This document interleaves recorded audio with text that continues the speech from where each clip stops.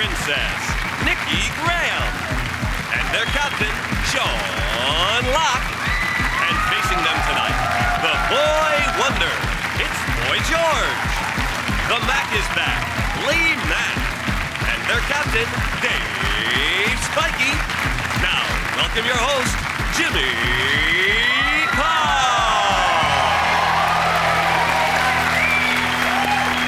Hello and welcome to 8 out of 10 Cats, a show about opinion polls, surveys and statistics. Did you know, for example, scientists say the elephant is the only mammal that can't jump? What, Stephen Hawking isn't a mammal?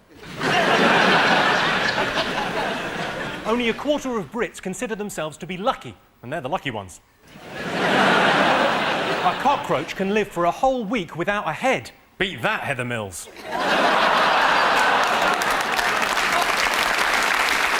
Let's get started.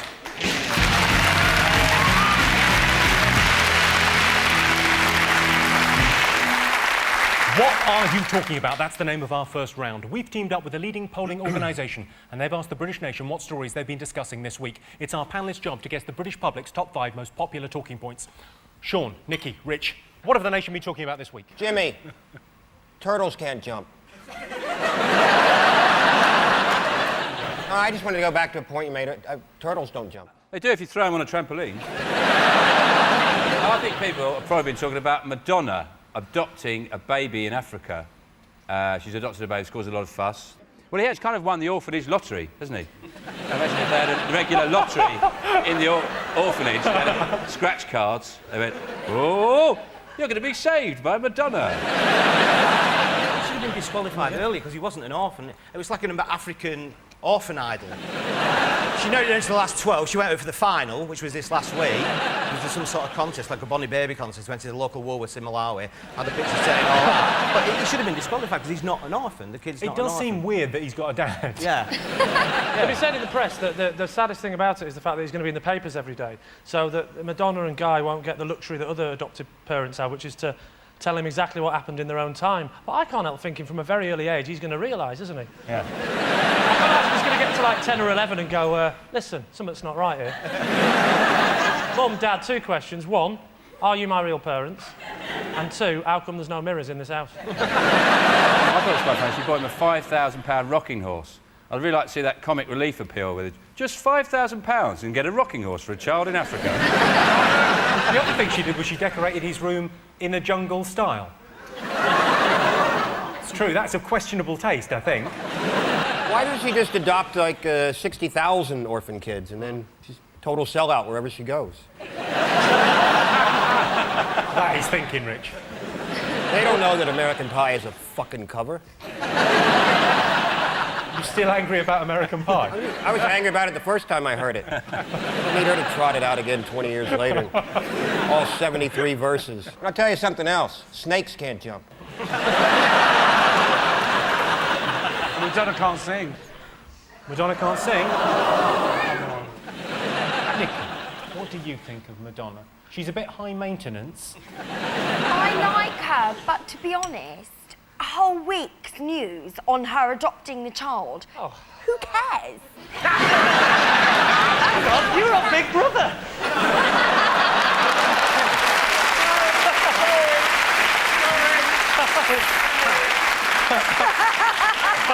So were you looking for more news about what was going on in Kazakhstan this week? I'm not getting to the bottom of this, just Madonna. But you've managed to get more attention than Madonna in a very short space of time, so you're more fabulous. Oh, thanks, Boy George. I thought, her performance at Live 8 was when she was swearing. And I thought, well, that's not a very good, example to set to your kids, because she actually showed it at Live 8, she went on stage and said, are you fucking ready? I think that's what she's going to be like on the school run. Are you fucking ready, lords? Dave! She's the English lady now. She's an English lady? Yeah. She's fooling no one. To be fair, Jimmy, don't you claim to be Irish? I don't claim, I try and hide it, mate. How dare you? Huh? I'm Irish. I'm about as Irish as you. I'm more Irish than you'll ever be. What? Well, go on then. I will kind of go down about where shade of halatatu fuck a lishida back the love. Pogue Mahone. Yeah. It's my house as well. Yeah. OK, well, let's have a look and see if Madonna's adoption is one of the most talked about things this week. Yes, it is. Yes, Madonna's caused controversy by adopting a baby from Africa. The baby's father described the adoption as a blessing from God, although the exact translation of the Malawi is the fucking jackpot, get in. Dave, Boy George, Lee, what else have the nation been talking about this week? Could it possibly be the allegations that Heather Mills-McCartney has made in the divorce papers saying that Sir Paul was cruel to her? Every night she has to go to bed to go to the toilet. And she has to crawl because he won't allow her a bedpan. He said he didn't want a bedpan in the bedroom because it was like an old people's home. It is an old people's home. He's 64. Don't explain it to her, Sean, if she doesn't get it. Heather's only got one leg. I don't know why I'm shouting it. Sorry, Nicky, you know who Heather Mills is, yeah? I don't know. I know she's married to Paul McCartney. I wasn't aware she only had one leg. Where have you been? She's been in a house. Someone told me. She needs to do something to get the public sympathy back in her favour. Maybe a parrot. I think people would warm to her if she had a parrot. Proper job. Go to Vegas, work at Treasure Island. Let's have a look and see whether Heather Mills' allegations are one of the most talked about things this week. Yes, newspapers have reported Heather Mills' allegations that Paul McCartney hit her. Heather is going through a very rough time at the moment, and if she were here, I would tell her, time heals all wounds. Well, not that, you'd have to be a starfish. In other divorce news this week, Stephen Hawking is leaving his wife. Hawking's marriage lasted 11 years before the wheels came off. Sorry, Jimmy, can I stop you a second? Nicky, he's in a wheelchair. So you know. Sorry, Jimmy. Do you know who Stephen Hawking is? He's sort of the cleverest man in the world, but he's kind of confined to a wheelchair. Most people that come on the show have a really good time. It's a fun thing. It's great, but you're learning so much. It's an extra This is element. like being at school for me. Right, Sean, Nicky and Rich, what else have people been talking about this week? Oh, post offices closing down. Small post offices. Do you know what a post office is? My mum's a postie, I'll have you know. One of those little yellow square pieces of paper.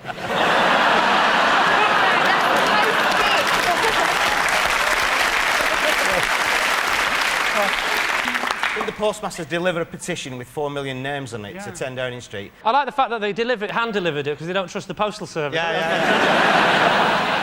What I think they should do is what they do with libraries. They have mobile post offices, and they can be like ice cream vans. They drive around and they play some music to attract old people. Like, we'll meet again, like ding, ding, ding, ding, ding, ding,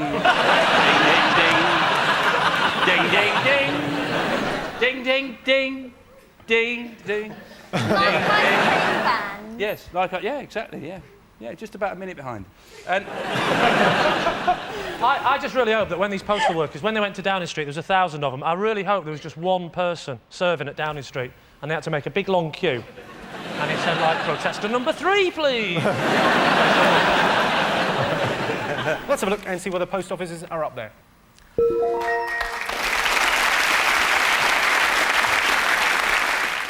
Dave Steen, what else have the nation been talking about? I love this great story that apparently David Blunkett once told a police governor to machine gun the prisoners. I think that's great. He thinks our warders have machine guns. He's blind. Better tell Nicky. Blow the gaff. Nicky, he's blind, he's got a dog. And the dog Oh, you're helps him. winding me up. I'm not... This is unbelievable. So everyone we talk about tonight is afflicted in some way.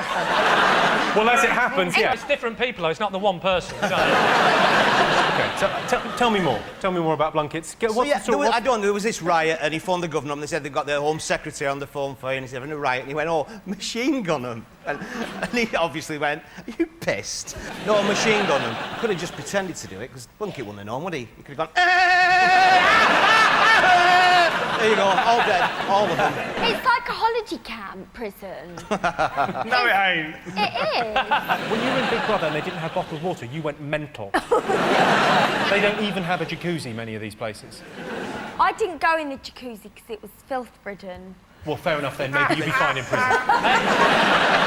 This is the same week that we find out that prisoners are being paid to play board games. I mean, I was in prison once and I played Scrabble. I nearly got bummed. But I only had one M. Only nearly. Let's have a look and see if Blunkett's up there. Yes, it's been revealed that David Blunkett ordered prison chiefs to machine gun rioters in 2002. Luckily, he was shouting into a stapler. One more to get. Fingers on buzzers. What else have the nation been talking about this week? Is it anything to do with this teacher who refused to remove her veil and was suspended? So why do you need to leave her alone? Why do you have to... That's enough, isn't it? But the thing was, she doesn't wear it when the kids are in the room. She only wears it when a male comes into the room. So she'll have it off, like that bloke will come in, she'll go, whoop. And then he'll go out, she goes, whoop. In and out. She should just get like a Venetian blind.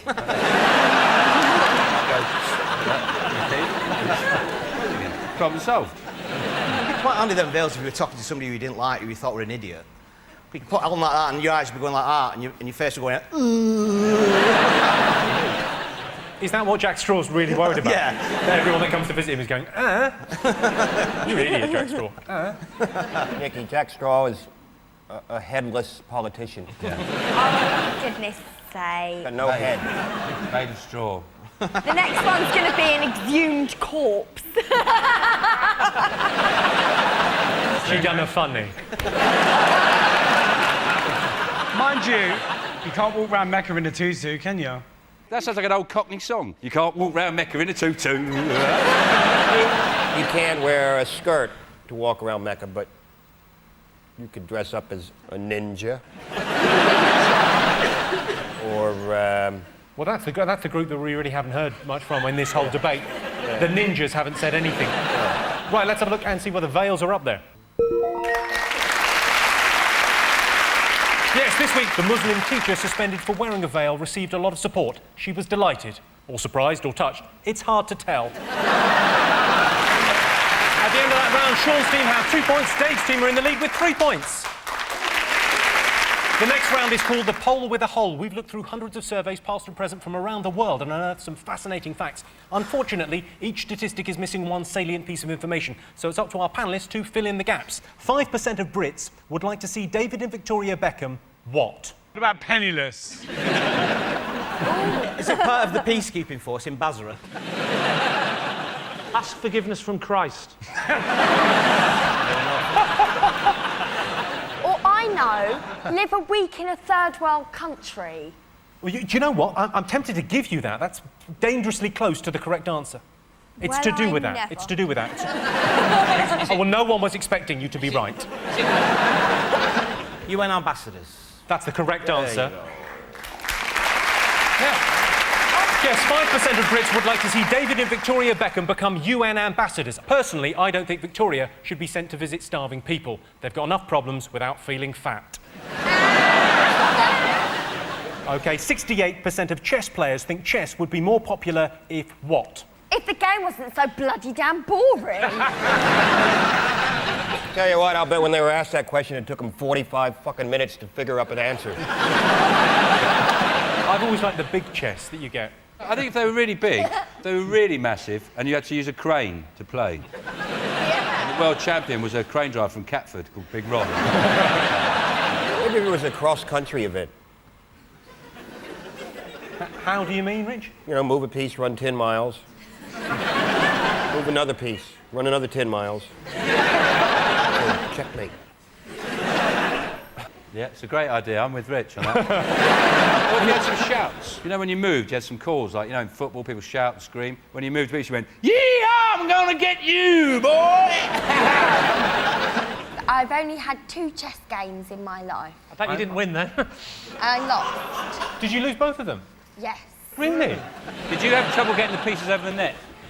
Very hilarious. I almost fell off my chair laughing. Oh, Nicky Graham, everyone. Yeah. Yeah, I wouldn't want to be you right about now, Sean. That's my career over. If it was easier. That's the right answer, Sean. If it was easier. Yeah, that's what... Yes, 68% of chess players think chess would be more popular if it was easier. I think chess is easy. There's only 2 things you have to remember. Don't use the St. Petersburg Gambit against the Brandenburg Opening, and the horsey, go jumpy jump. So at the end of that round, it's 3 points for Sean, Nicky and Rich, and 4 points for Dave, Lee and George. Welcome back to 8 out of 10 Cats. The next round is Believe It or Not. In this round, I'll give the panellists a simple statement and all they have to do is decide whether they think it's true or false. Sean, Nikki and Rich, let's have a look at a clip to illustrate your statistic. Let's meet act number 6, dancer Todd Rickson.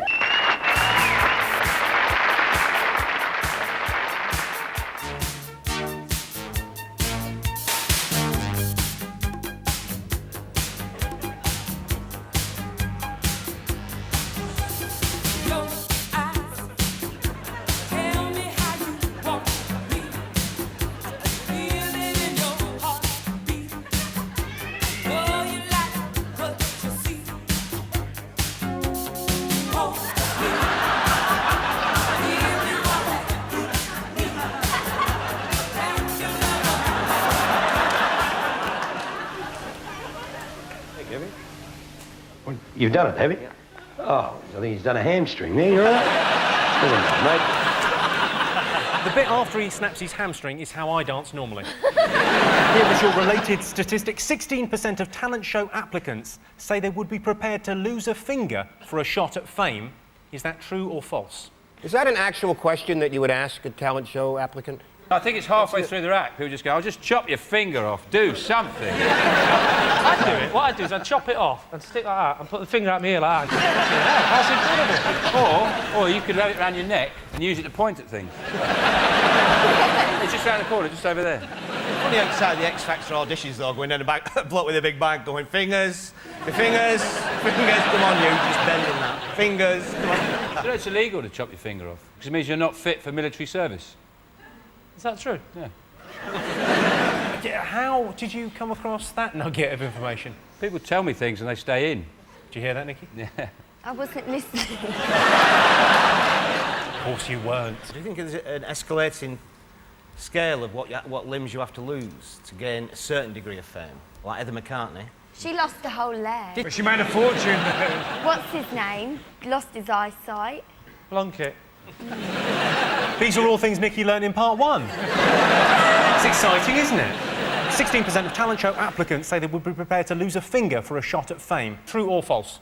False. OK, I can tell you that the answer is in fact true. Oh. Shit. All right, calm down. Well done. Not a lot of people, though, is it? No, well, I mean, it's quite mental, isn't it? 16% would go, yeah, I'll have a finger off just to sing for Simon Cowell. Of course, once they've done it, they'll have to tend to fuck off like this. Dave, George and Lee, let's have a look at a clip to illustrate your statistic. Ring My Bell is the show in which you, the viewer, get to do the talking. Qualified receptionists are right here to take your call and put you through to either Arthur Scargill, Boy George, Barbara Windsor, or Tony James, the founder of Zig Zig Sputnik. Let's go for a quick booth hop just to show you how this extravaganza works. Half a buttock and one right boob. Hey, did you show that right boob? I didn't see that one. Yes, just you got to look very quickly. You blink, you miss it. Was that in the one with the toothpaste? What? No, that was camping. Oh. Yeah. Oh, I missed that one. Anyway, you take care. Oh, you bet I will. Oh, I do. love. God bless, Love darling. to see your tits. Bye, love. Bye, Bye-bye. Love to see your tits. Bye. Here is your related statistic.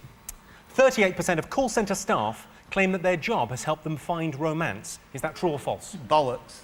Well, they can't find my details. I give them my customer reference. I give them my date of birth, my postcode, my blood group. They can't find fuck all. The people that do the cold calling, you know, that ring you, I think that helps their love life, because I always say, go and get fucked. But some people do sound more sexy on the phone. Often people phone me up and they say, can we interest you in double glazing? I go, no, but you could certainly take me out to dinner. Have you ever had phone sex? Fantastic. I like the fact you know when the call's over. And your mum walks in the room. Yeah. She can't walk in the room, she's on the phone.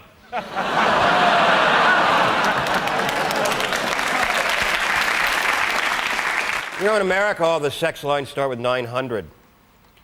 And the area code for Western Tennessee is 901. So you must get a lot of people in Western Tennessee just getting a misdialed call. What am I wearing? Overalls. My daddy's right here. Earl, it's for you. All right.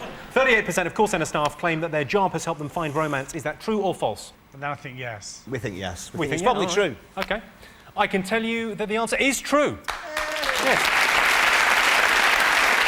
Yes, 38% of call centre staff claim that their job has helped them find romance. Call centres are weird things. Yeah, I need to go from Coventry to Ipswich on Saturday. I better call someone in Bangladesh. They'll know.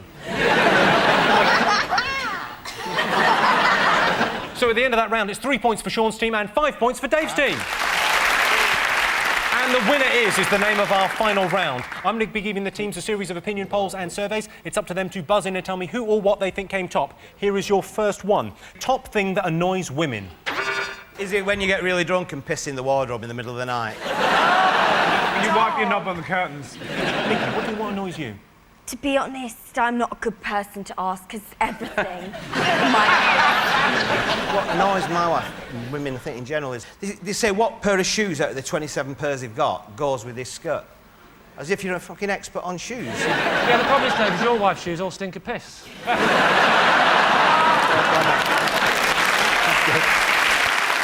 I'll tell you something that annoys women. It's when you put a new toilet roll on a toilet roll holder and you make the paper come off near the wall instead of like away from the wall. I don't like that. It's really apparent. What do you do that for? He's got rusted knuckles on the wall now. You were very close, Sean. You take the last piece and you don't think, shit, no. You stick that last piece back on, don't you? That one. Put that one back on, then it doesn't look as though I've used the whole loo roller. That's great. She's got to change it. That's the correct answer. Yes, the top thing that annoys women is finishing the last loo roll. Here's one for you. Top reason to celebrate. You found some booze. Hey! Didn't know I had this. Rich, what do you celebrate? Not being Canadian. Oh, I know! Jesus Christ, don't do that! What? Try the life out of me. It's a funeral. No! No, I tell you what. Unbelievable. You only go to funerals with people you don't like. I've been to one. I've never been invited back. Invited.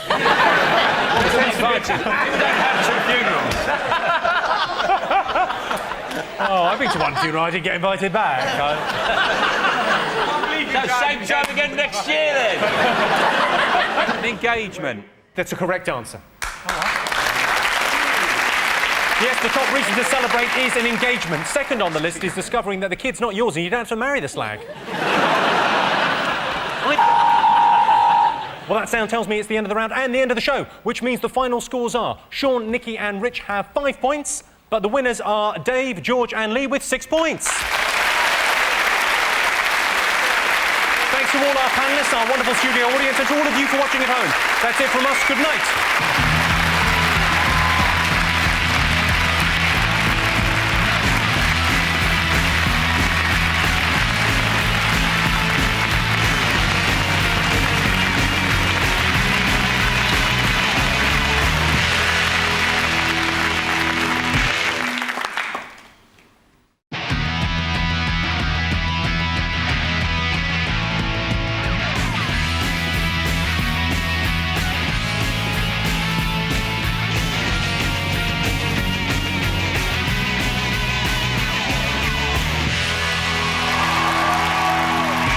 Tonight on 8 out of 10 Cats. Great Scott, it's Scott Capurro. Another great Scott, Kirsty Gallagher. And their captain, John Locke. And facing them tonight, Media Mastermind. Here's Morgan. Our friend in the north, Jason Manford. And their captain, Dave Spikey. Now, here's your host, Jimmy Carr. Hello and welcome to 8 out of 10 Cats, a show about opinion polls, surveys and statistics. Did you know, for example, a giraffe can clean its own ears with its 21-inch long tongue, although Mrs. Giraffe has got other plans for this evening. 3% of Brits never leave a tip, and they're known as the weirdos that live at the tip.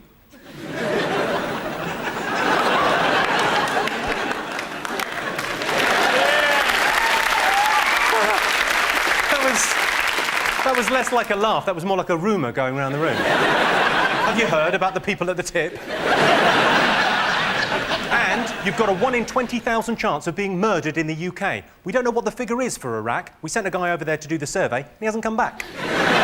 Let's get started.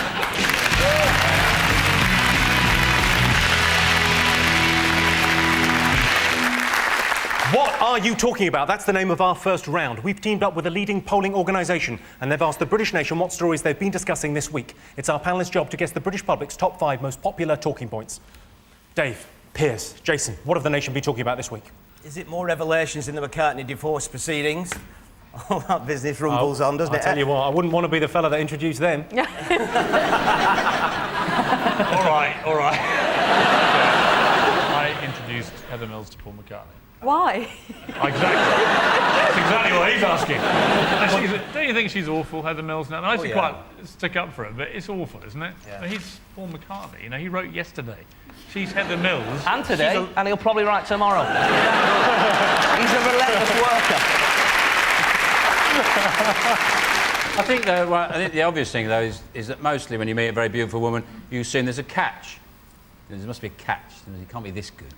And he thought the catch was the leg. Oh, it wasn't. But she's incredibly unpopular for someone with one leg. It's like Blunkett, isn't it? He's blind. You think people like him? Everyone thinks he's a prick.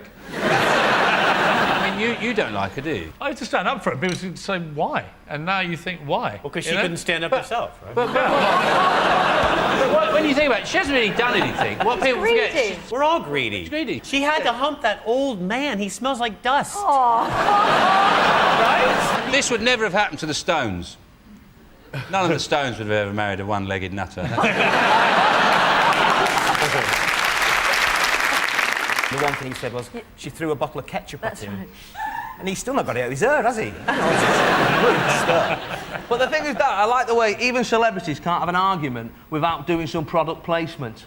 You know, it's like, oh, he threw some Heinz ketchup at me, and then he put some Marmite bottles in a sock and hit me over the head, and tried to choke me with Jaffa cakes and sprayed Jif in my eyes. I mean, someone said the other day, who gets the leg? Because... No, more importantly, who gets a disabled parking voucher? What? That's worth 10 million. Draw a poll in here. Who's with Heather? Right, OK. Well, let's have a look and see whether Paul McCartney is up there. Yes, the McCartney divorce is getting increasingly bitter. Heather Mills has denied she's a fantasist in a statement released by her lawyer, Rumpole of the Bailey. Right, Sean, Kirsty and Scott, what else have the nation been talking about this week?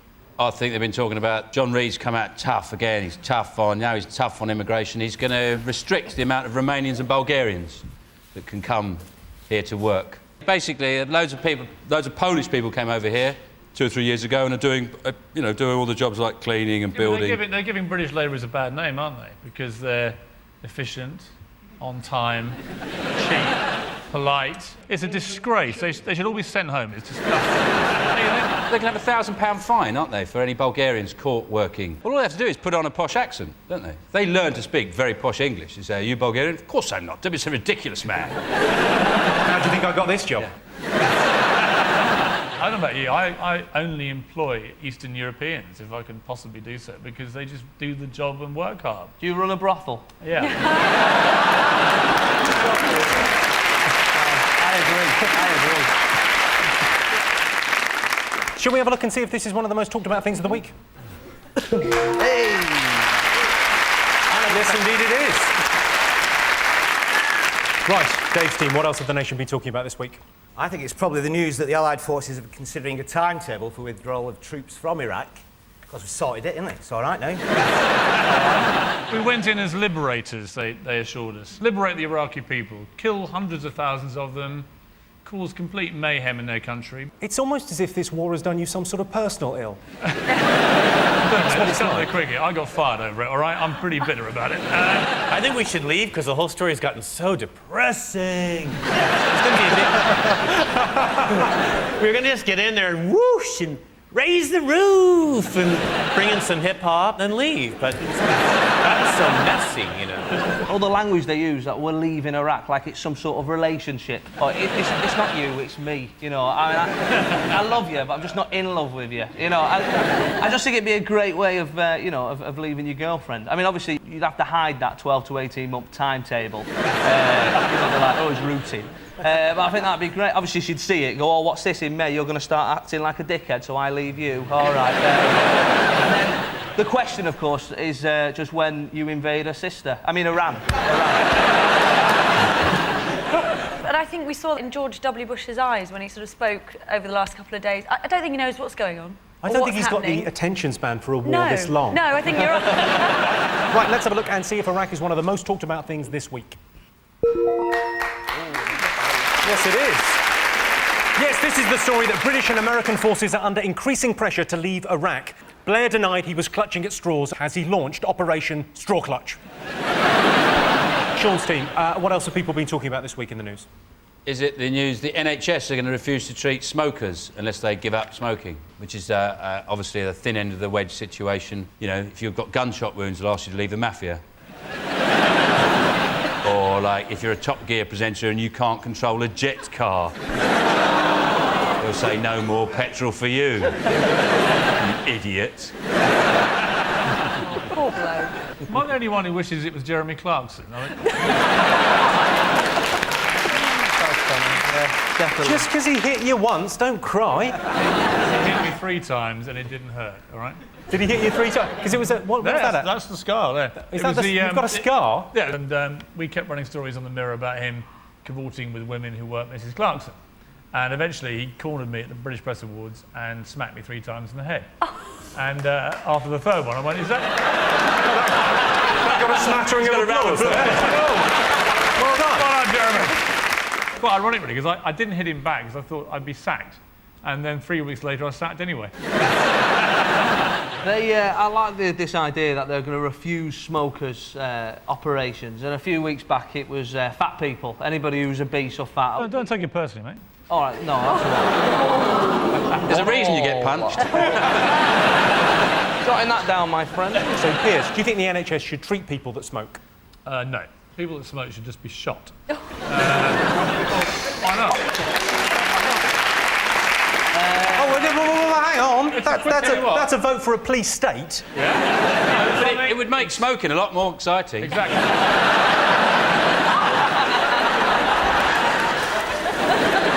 I tell you, sales of mints would go through the fucking roof. I can tell you the NHS not treating smokers is not one of the top 5 stories this week, but it was in the papers. OK, fingers on buzzers. What else have the nation been talking about this week? Is it Wayne Rooney and his new £100,000 mega deal with Manchester United? I love the way that every time Wayne Rooney gets a new deal, we see a picture within 24 hours of Colleen grinning her head off with 27 bags of shopping. I've got to say, she's earned it. Yeah. But the problem with these deals is that launches all these people going, oh, they get paid too much. And then the footballers counteract by saying, yeah, but the fans, they're always shouting nasty things at me. And you're like, for £100 a week, I'd stay in the middle of the pitch at Wembley for 2 weeks and let you shout nasty things at me. But you're a knobhead! Yeah, I know. 1, 2, 3.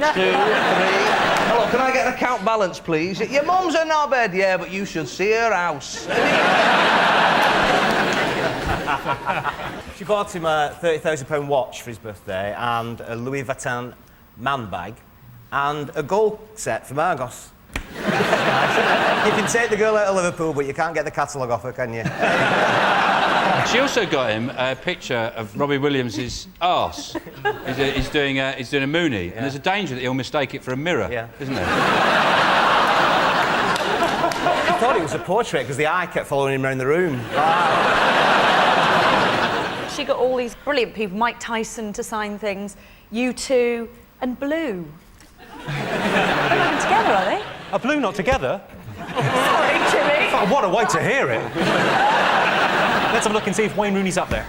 Yes, it is. Yes. Wayne Rooney turned 21 this week. He received an Aston Martin, priceless sporting memorabilia and a £30,000 watch. I'll tell you what, though, he would have been happier with a tyre and a rope. We've got one more thing to guess. Fingers on buzzers. What else? Sean. Is it the Richmond Council's decision to charge 4x4s lots of money to park? Tell me more about this. What do you think of it? I've got one. But I don't live in London. And I like it. You like it? Yes. Well, that's fine then. They're the most privileged people in society, usually people who have 4x4s, and then suddenly they're a victim. It's like, why are they picking on me?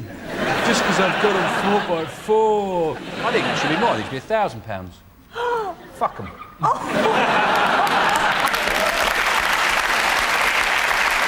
That seems fair enough. Yeah. But you get let off the fine and all that, but they're encouraging these electric cars. Tell me again, how do you make electricity? It's not exactly a clean fuel, is it? The way they make electricity, those big power stations, there's thousands of blokes with full heads of hair and balloons going like that. Just thousands of them. Dwarves. It's funny with dwarves. Thousands of dwarves. Balloons. I think they should call it, you know, they've got names for these taxis that they put in. They should just call it the wanker tax. And that's a bit harsh. I know. They should put fat boy, easy. That's 2-0, dickhead. I'm defending the pregnant lady. I started it. No, I like the fat guy. Go on. Oh, thanks, mate. This is like a pub car park. Leave it, it's not worth it. Let's have a look and see if the new 4x4 tax is one of the most talked about things. Yes, it is. OK, well, I can tell you at the end of that round, Sean's team have 2 points, Dave's team have 3 points. The next round is called the poll with a hole. Here's your first question. 17% of church leaders think if Jesus came back to Earth now, he would what? Be very old? He definitely points out that the Da Vinci Code is a load of bollocks. He said, I didn't marry Mary Magdalene. Moved to France. I hate France. I think he'd be a bit too soapboxy. A little know-it-all-y. Don't you think? No. Clear what you're on about, Scott. Do you think if he came back, he would be sectioned on the first day? Hello, I'm Jesus Christ. Right, come with us. Have a nice cup of tea and a sit down. Who's to say I haven't come back? Yes, I am. That is an exclusive. Of course, claiming to be Jesus is quite insulting to the Christians, but it doesn't really matter. They don't take it that seriously. They're probably out there now thinking, if I get hold of that Sean Locke, I'm going to bloody well forgive him. Yeah. I'll give you a clue on this one. It's about his choice of vehicle. He'd have his own jet. He'd have hover boots. Classic hippie-ish. Is it a VW van? Yeah. Exactly the right answer. Yeah, this is 17% of church leaders think if Jesus came back to Earth now, he would drive a camper van. I suppose it's better that Jesus Christ has a camper van rather than a Yamaha. You don't want him doing a skid and killing a kid and busting his balls on a dustbin lid. 20% of Brits have sent a text message, what? Is it 20% of Brits have sent a text message when really a bunch of flowers and a deepest sympathy card would have been more appropriate? 20% of Brits have sent a text message playing the game Fuck You Roulette, which is where you type fuck you into your text message and then just go through your contacts like that. Is it putting a kiss at the end of the message, then deleting it, then putting it back on again afterwards? Should I do that? No, I should. Yeah, I will. No, I won't. I like it when you do, Dave. It's to do with what you're wearing. Naked. Yeah. What do you mean, Correct. Scott?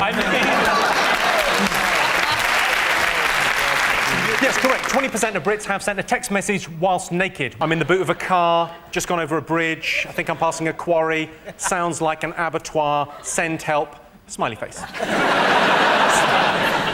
So at the end of that round, it is 3 points for Sean, Kirsty and Scott, 4 points for Dave, Piers and Jason.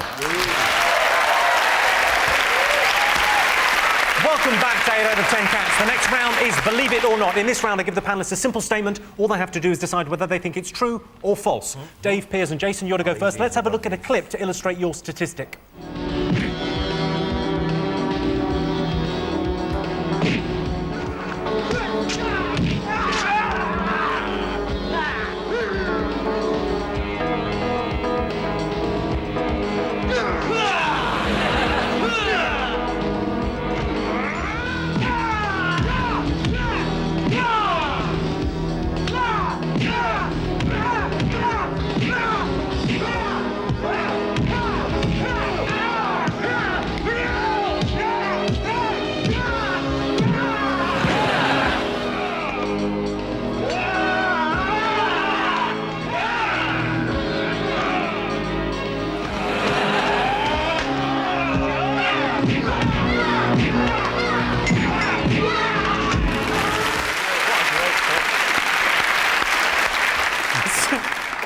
I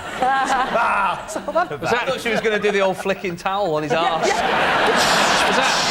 that you and Clarkson at the British Press Club? Here is your related statistic. 23% of fights in bars are caused by pub quizzes. Do you think that's true or false? It's at least 23%. I mean, yeah, they're ideal, aren't they? Confrontation pub quizzes are brilliant. Everybody goes in off happy and jolly, don't they? They think up really funny quiz team names up, don't they? Like Quiz Team Aguilera. That's my favourite. The worst one for my local pub quiz team is that the quiz host, he looks like a massive fat Elvis. And so our quiz team name is always, I look like a big fat Elvis. So when he runs through the points... To be honest, can you sing Hand Dog? Can you sing Hand Dog or not? It's hard being funny, isn't it? I don't know, because, like, you know when you get an answer right, and it's really, really difficult, like, the other night I got this one, and it said, what in the human body, what's got a molecular weight of 164,458? And I knew it was haemoglobin.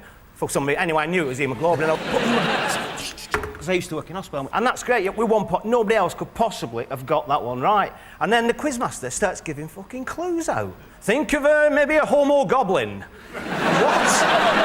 Don't ever go at Scott in the middle of this.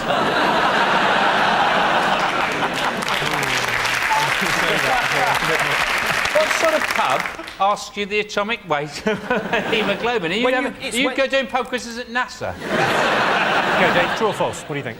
We're going to say true. Well, I can tell you that the answer is, in fact, false.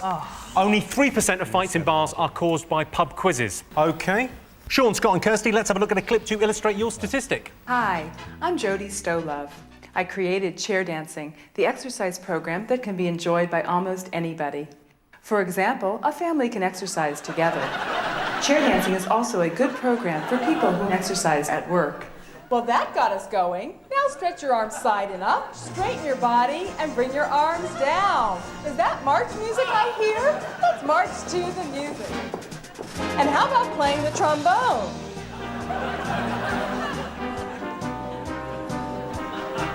Grab your orchestra batons because we're going to conduct the orchestra. You know the words. Sing along.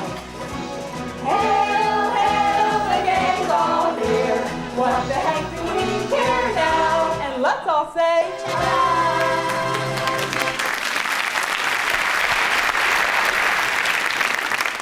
I'd like to go into the Dragon's Den with that idea. The thing about her chair exercise routine is it'd be much more effective if you stood up. You can go...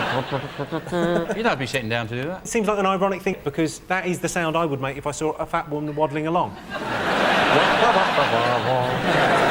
Now, Kirsty, you had an exercise video out, didn't you? Oh, God. Yes, I did. What were you wearing in the exercise video? Were you wearing a unitard? Well, no, I wasn't. I was wearing shorts. I like unitards. Short. Oh, sorry. No, because I think unitards unitards sound like people that are a bit special but have a horn. That's why I like them. Right, here is your related statistic. On average, Brits spend 41 years of their lives sitting down. Is that true or false? It's not all in one sitting, that would be... Well, I imagine it's more. But you do everything. You go to school, you're sitting down, you watch telly, you're sitting down, you drive a tank, it's not everybody, but you're sitting down. These artists, they probably do hardly any sitting down. They're always swinging through the air or fighting off a clown. Get off, you dirty little pervert. Get off, stop nibbling at my fishnets. Very tiny clothes. No, she's on a trapeze. Of course she's doing that. She's on a trapeze. That's when she's swinging past. Whoa. And these are all facts. I mean, how much time do you spend, like, peeling the sticky tape off your shoe? A long time. 8 years, maybe. You add it all up. How much time do you spend with your hands on your hips? A lot of time. When you're a kid, you spend your whole time sitting down, don't you? A kid runs around all day long, I thought. Yeah, but just to the swings. Watch all right. On average, Brits spend 41 years of their lives sitting down. Is that true or false? Absolute Tommy rot! I've never heard such a load of old balderdash in all my days. I think it's true. I can tell you that the answer is true. Yay. Yes, well done. So at the end of that round, I can tell you it's 4 points for Sean's team and 4 points for Dave's team. It's all to play for. And the winner is the name of our final round. I'm going to give the teams a series of opinion polls. It's up to them to buzz in and tell me who or what they think came top. Here is your first one. The biggest worry for farmers. Is it suicide badgers? So suicide badgers? Yeah, suicide badgers. That sounds like a bad band. Is it falling asleep every time you've got to check how many sheep you've got? Farmers, it's quite stressful because they really know what happens when you leave a gate open. It's carnage within seconds. It's like ground zero. Is it like being asleep at night and the scarecrow tapping on your window? Me and you outside. I'm just going to put my killing head on. Is it money? I'm going to give you that, Scott. Brilliant. Yes, the biggest worry for farmers is low commodity prices, or money in other words. The other big problem is that society can't accept that the love between a man and a horse is just as valid as the love between a man and a sheep. OK, celebrity most in need of a makeover. Cherie Blair. Oh, yeah. Oh, bless She's her. turning into a weeble as well, have you noticed? From the back, she looks like a weeble. She looks like she's got a beanbag down the back of her pants. I think probably the most honourable thing I ever did was I bought some pictures of Cherie Blair topless off the market and didn't publish them. There are just some things you can't... What, you just kept them for yourself, you dirty soul? How about Heather Mills? She's adopted Posh's Pout, I think. That scowl. Can you do the scowl. Little scowl. Celebrity most in need of a makeover. Well, they did one on Anne Widdecombe, didn't they? That was fantastic, obviously. But it's pointless, isn't it? It's like sprinkling glitter on dog shit, isn't it?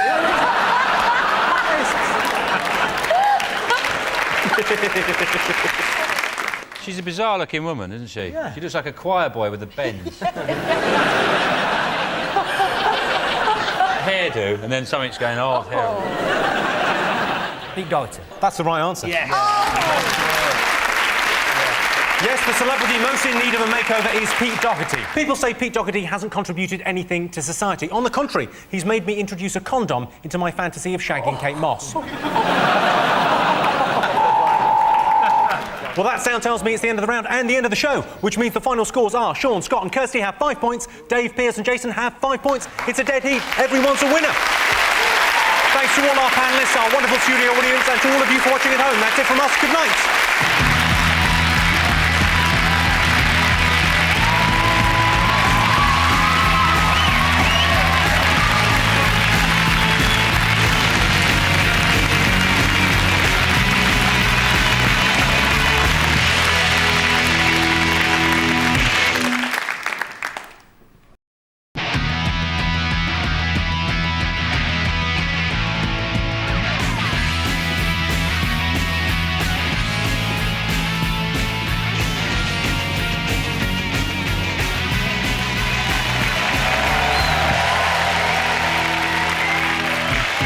Tonight on 8 out of 10 Cats, Star Story star Reese Thomas, the X-Man Louis Walsh, and their captain John Locke. And facing them tonight, a treat from the street, Sally Lindsay, American Beauty Reginald D. Hunter, and their captain Dave Spikey. Now welcome your host, Jimmy Carr. Hello and welcome to 8 out of 10 Cats, a show about opinion polls, surveys and statistics. Did you know, for example, the average British male has sex 2,580 times during their life? Statistically, that means I'm going to live until I'm 197. 69% of Americans believe they will go somewhere after death. Well, certainly, we're going to lift them off the toilet. And an octopus has 3 hearts, so when octopus couples are having difficulties, they get together for a heart-to-heart-to-heart-to-heart-to-heart. Let's get started.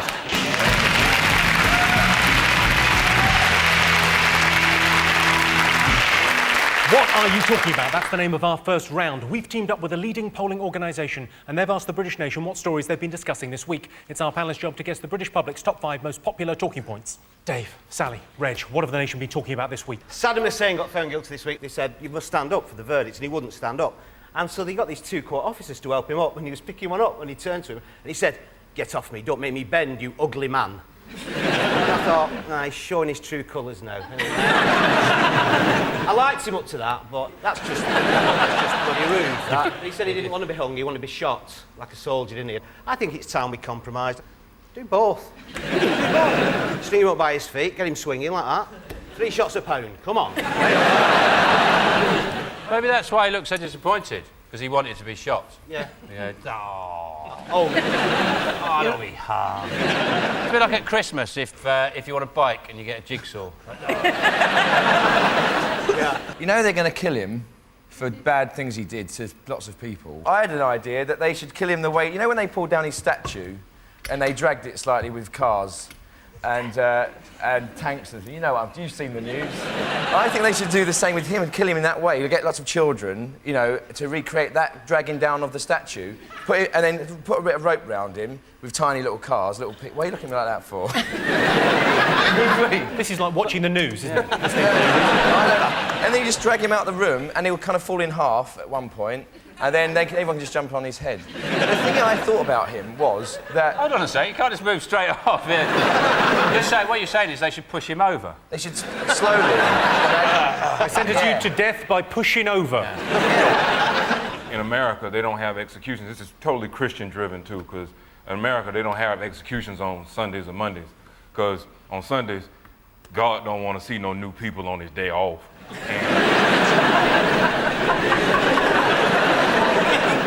And then you don't want to have your people executing nobody on Monday because you just back to work. You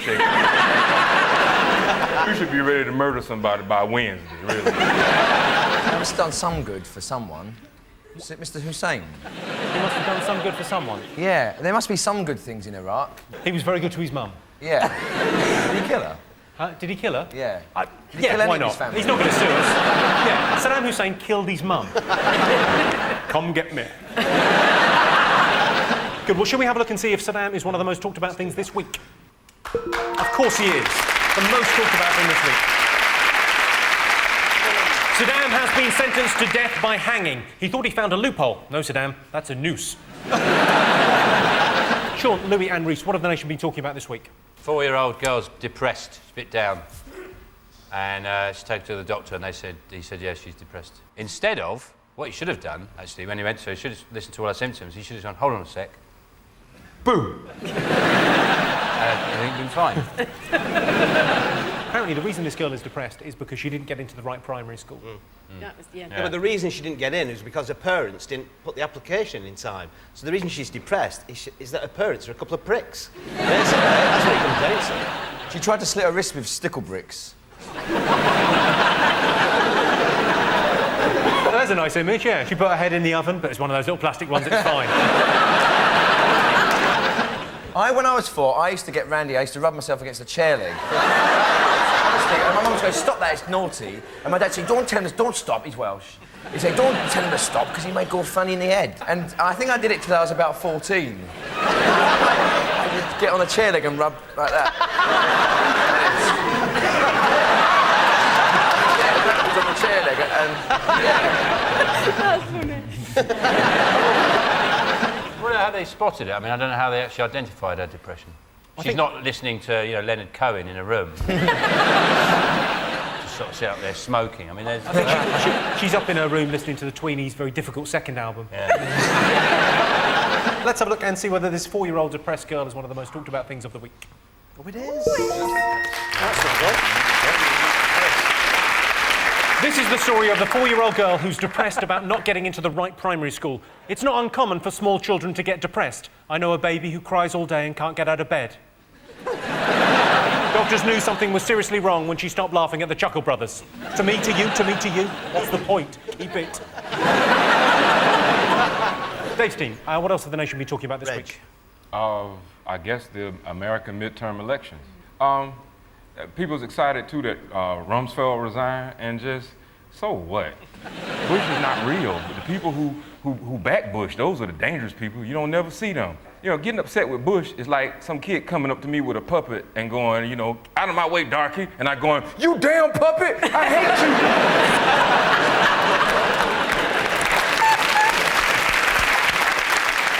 Headline that made me smile said, Democrats spell disaster for Bush. Can't spell for shit, can he? Apparently, the reason they lost was because of the war in Iraq. It's cost them $1 billion a week. Yeah, £1 billion a week. Yeah, who's bloody paying for it, eh? It's us.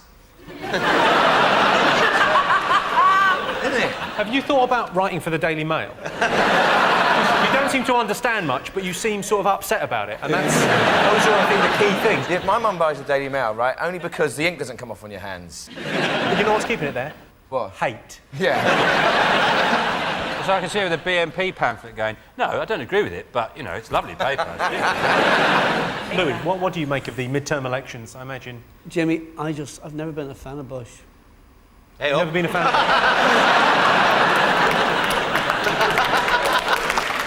God bless you for your honesty.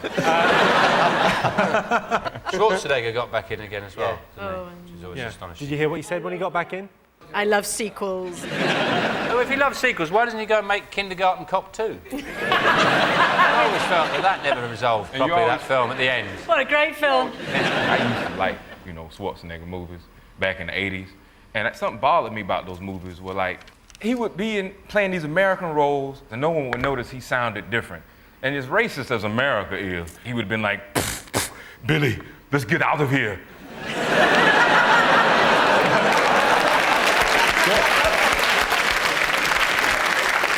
You think his partner would go, what the fuck are you from? Right,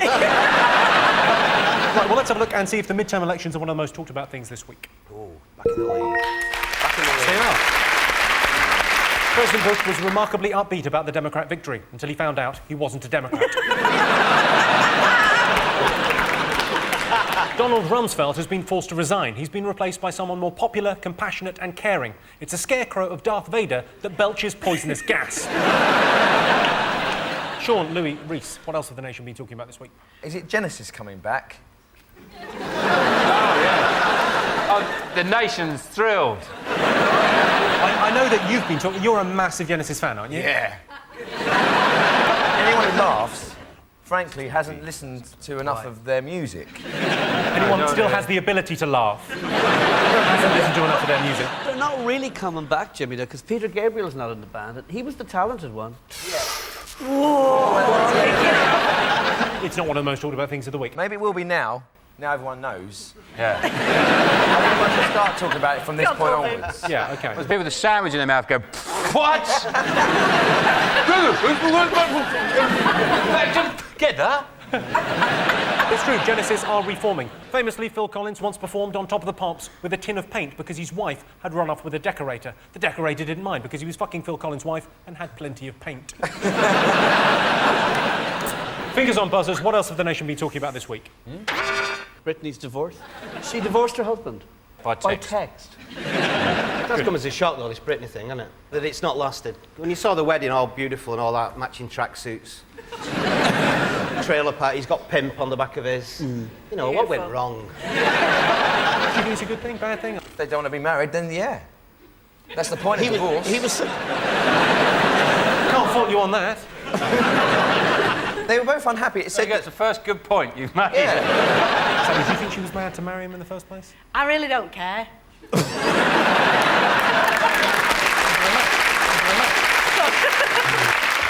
Let's have a look and see whether Britney Spears is one of the most talked about things this week. Yes, of course it was. Yes, Britney Spears has split up with Kevin Federline. I feel sorry for Kevin Federline. He genuinely thought that they'd be together for the rest of his album's promotional period. OK, one more to get. Fingers on buzzers. What else have people been talking about this week? Is it this Tory councillor with the racist poem that she's forwarded, emailed onto everywhere? She's not really, she's an evil, stupid cow. She's illiterate as well. She sent this poem round to hundreds of people, and it's just outrageous. I think it's white folks overreacting, because there's two types of racism. Real racism, where people get hurt and can't get housing, or there's that fake racism that white people get upset about, where somebody's feelings might get hurt. People are so sensitive now, and so upset, especially middle-class white people. They're afraid of being accused of being racist. Sometimes for fun, I'll call a white guy racist who I know isn't racist and just watch him lose his mind. I'm not racist. No, I'm buying you a drink. I'm going to show you I'm not racist. And want to fuck my sister? See, I'm not racist. But the fact you never called my sister as well. And she used that old cliche that's, I didn't mean it offensively because I have friends that are Asian. Yeah. Not anymore, you fucking don't, though. Cameron can try and pretend that he's got all these forward-thinking, modern visionary metrosexual people in his party. But basically, if they had their way, they'd build a time machine and we'd all go back to 1901. Conservative means keep things the same, not let's try samosa, it might be nice. A lot of people are prejudiced and racist, and they don't mean no harm by it. Just every time I go to Ireland, some white guy at a party says to me, you know, Irish people are considered the Negroes of Europe. You know, as if I'm supposed to go, no wonder I'm so comfortable here. I remember I told my dad that. I was like, Dad, you know, Irish people are considered the Negroes of Europe. And he said, God damn it, white folks don't let black folks have nothing.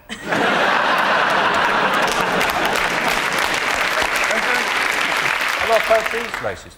You know, Wordsworth, I wandered lonely as a cloud. I bet he meant a white one. You couldn't say I wandered as a black cloud, because as a... Oh, yeah. Yeah, you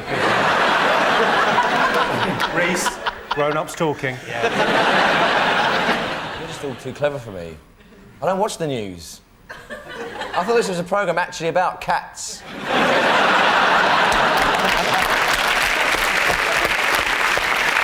Well, let's see if the Conservative Party's race controversy is one of the most talked about things this week.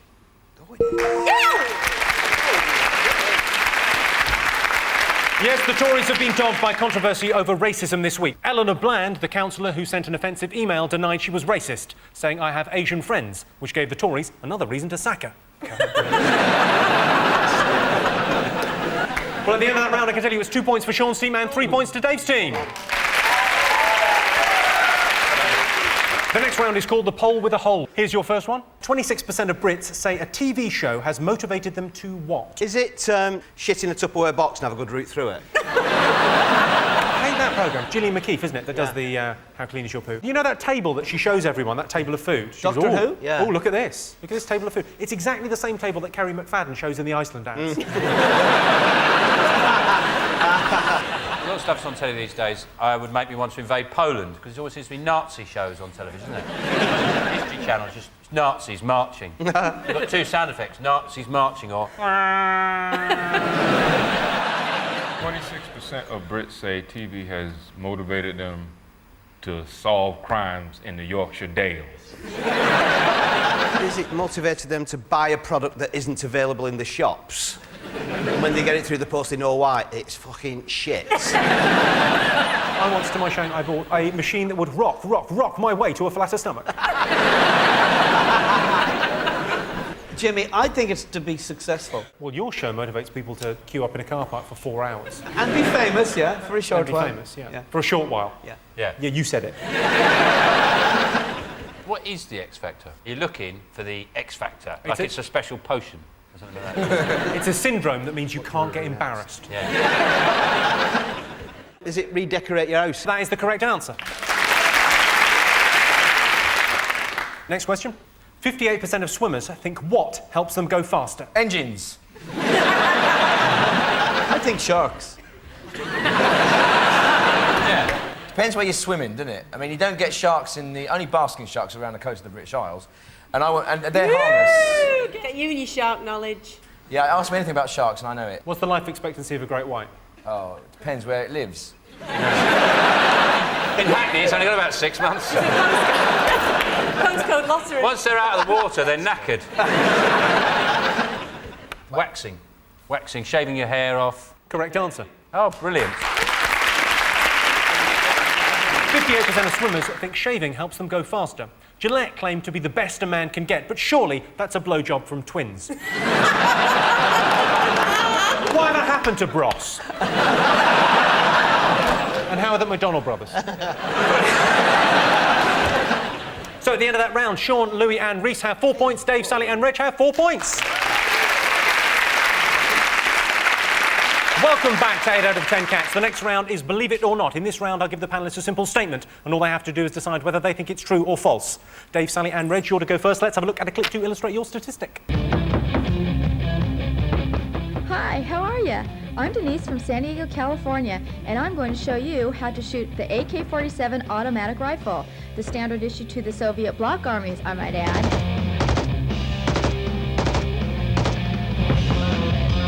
There's something about having a gun in your hands and being able to control it. I don't know what it is, but all the girls talked about it.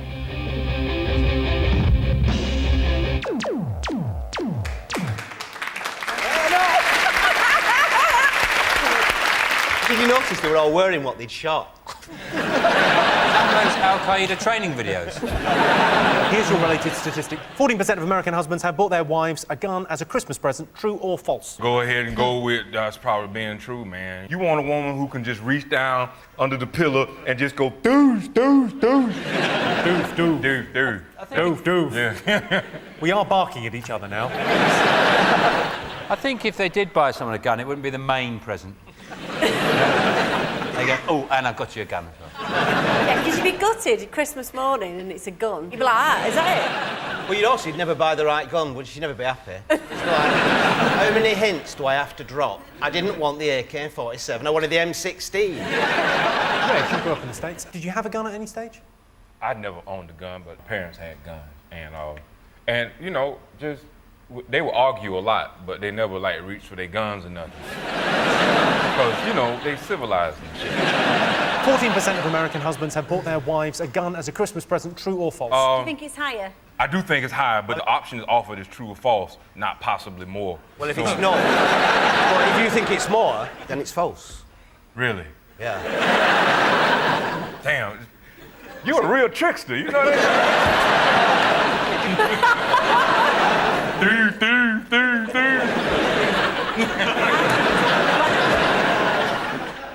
True. False.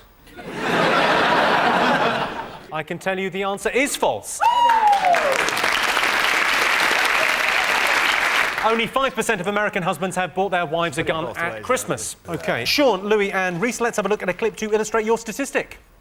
Once every 2 weeks at Wrexham in North Wales, Barry Manilow fans get together for a Barry night. Boyfriends and husbands are excluded, so the Manny lovers can devote all their time and attention to an uninterrupted weekend of Manny lust. I think I'm more of a fan in the way that I have used Barry's influence to help me in my professional life. Much of the philosophy in his songs, his lyrics, I have, well, quite come to live by. These started off the company that I run today and am very successful in. And the eyeliner is very interesting because I think I may be one of the first people who have ever painted onto felt.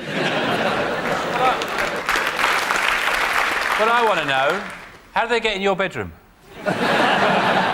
Here's your related statistic. 43% of Brits say the 80s was the best decade ever. Is that true or false? Which 80s? The 1680s or the 1580s? I think they're talking about the 1980s. I think the voice of wisdom has spoken. I think the music was better in the 80s, Jimmy. The music was better? Whose fault's that? It was the Falklands, Tiananmen Square, on the downside, but then again, SodaStream. They didn't have that terrible show, I Love the 80s. That didn't come out. The weather was better then. They had proper winters. It hasn't snowed since then on Christmas Day. As in Manchester. Has it? Oh, yeah. Doesn't count. Pot noodles weren't as advanced. It was only chow mein and chicken and mushroom then, wasn't it? But now we've got everything. Oh, yes, cuisine has moved on. OK, so 43% of Brits say the 80s was the best decade ever. True or false? Wasn't that British TV show Minder on in the 80s? Oh, yeah. Yes, it was, yeah. Yeah, the 80s was the best. I think, yeah, they should bring Minder back. It'd be quite good to bring it back. But actually, with George Cole and Dennis Waterman. So Dennis Waterman's basically wiping his arse and giving him bed baths now. Literally, he's Minder. He's winching him out of the bath, drying him down, feeding him, there you go, like that, in the bowl, there you go. OK, so what are you going for, true or false? I think true. Yeah. 43% of Brits say the 80s was the best decade ever. I can tell you the answer is so true, funny how it seems, always in time, but never in line for dreams. Head over heels, went toe to toe. This is the sound of my soul. This is the sound. Can I go to boot camp, please? No, you're brutal. So at the end of that round, I can tell you it's 5 points to Sean's team and 5 points for Dave's team. Oh, yes, it's all to play for. And the winner is the name of our final round. I'm going to give the teams a series of opinion polls, and it's up to them to buzz in and tell me who or what they think came top. Here is your first one. Biggest restaurant faux pas. Tell you what they don't like in places like the Ivy, when they come and you've got that big silver dome on your food, when they take it off, if you go, da-da! But the Ivy is not that posh. Where's posh, then? We've much posher restaurants in Dublin. Name one. Abracababra, that's it. Is it coming back from the loo with your skirt in your knickers? Oh, I've done that. Is it doing a runner from a restaurant late at night? Yeah. You get into the taxi rank going... Where's your jacket? Oh. One of those big foam hands, just so you get more service. Over here. Oh, I had an idea of doing thing. You know when they say here, try a bit of the wine, and you just stay there, and they have to wait till you've tried it, just stay there for hours. Don't drink it. See, when he says drink it. You're brilliant. You're making me think I might have children. What? Yeah. Really? You're just an adorable little creature that gets things wrong, but it doesn't really matter. It's lovely. Like murder. Is he clicking your fingers? Correct answer. Well done, Louis Walsh. Well done. Yes, the biggest restaurant faux pas is clicking your fingers for the waiter. Number 2 on the list was quibbling over the bill. Oh, no, he's quibbled all over the bill. OK, next question. Best way to become famous? Is it sleeping with Simon Cowell? Is that how you did it? No, that's something.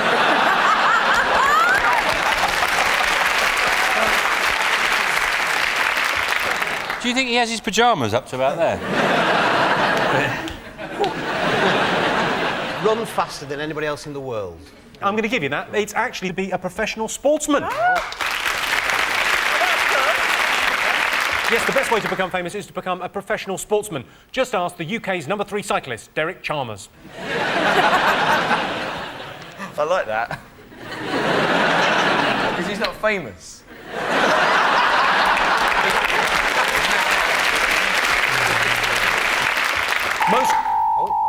Well, that sound tells me it's the end of the round and the end of the show, which means the final scores are Dave, Sally and Reg have 6 points, Sean, Louis and Reese have 6 points. It's a dead heat. Everyone's a winner. Thanks to all our panellists, our wonderful studio audience, and to all of you for watching at home. That's it from us. Good night.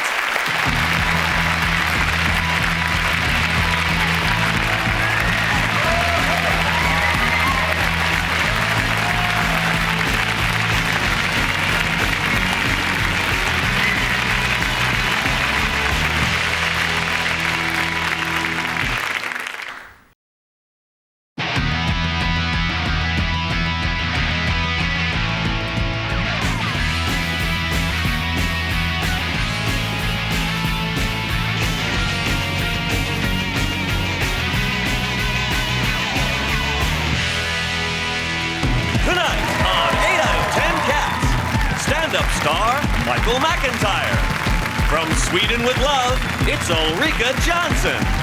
And their captain, Sean Locke. And facing them tonight, here's Johnny. It's Johnny Vegas. It's the news at 10 with Krishnan Gurumurthy. And their captain, Dave Spikey. Now, here's your host, Jimmy Carr. Hello and welcome to 8 out of 10 Cats, a show about opinion polls, surveys and statistics. Did you know, for example, there are around 44 million bubbles in a bottle of champagne? And that statistic is brought to you by a scientist who was stood up on a date.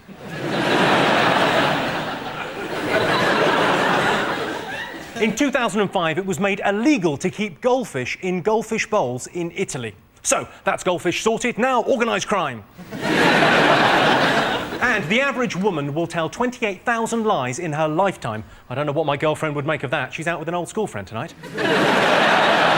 Apparently, she might have to stay over. Let's get started.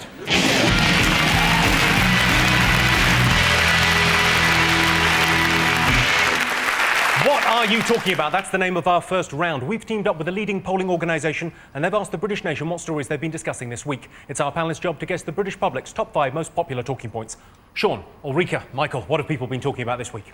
A story I like the story about the Luton manager who's complained about a female referee, not a referee, a lineswoman. He said if we're letting women into football, well, then it's just all gone to pot. And he said, it's fantastic, great. He said, it may sound sexist, but I am sexist. It's fantastic. Admission, it's like saying, yeah, I did burgle your house, but I am a burglar. And he did apologise. He sort of apologised for causing offence, but said his words were ill-timed. They're very understanding women. They're probably too understanding. Like, if they won't give a penalty if the other team are 4-0 down, they're under a lot of pressure. I can understand why you did it. They don't even tell you what it's for. They just book you And then you go, what's that for? And they go, well, if you don't know.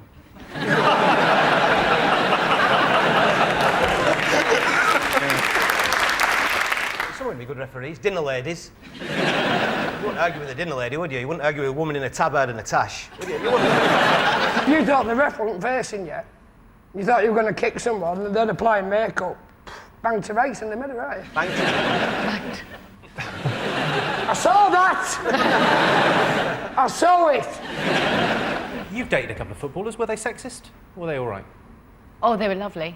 A couple? Well, have you? I don't know. You said that couple like there was loads. A couple? Hundreds? Go on, did you find any of those guys you dated to be sexist? Of course. Well, you don't have video refs, do you? Like they do in rugby league.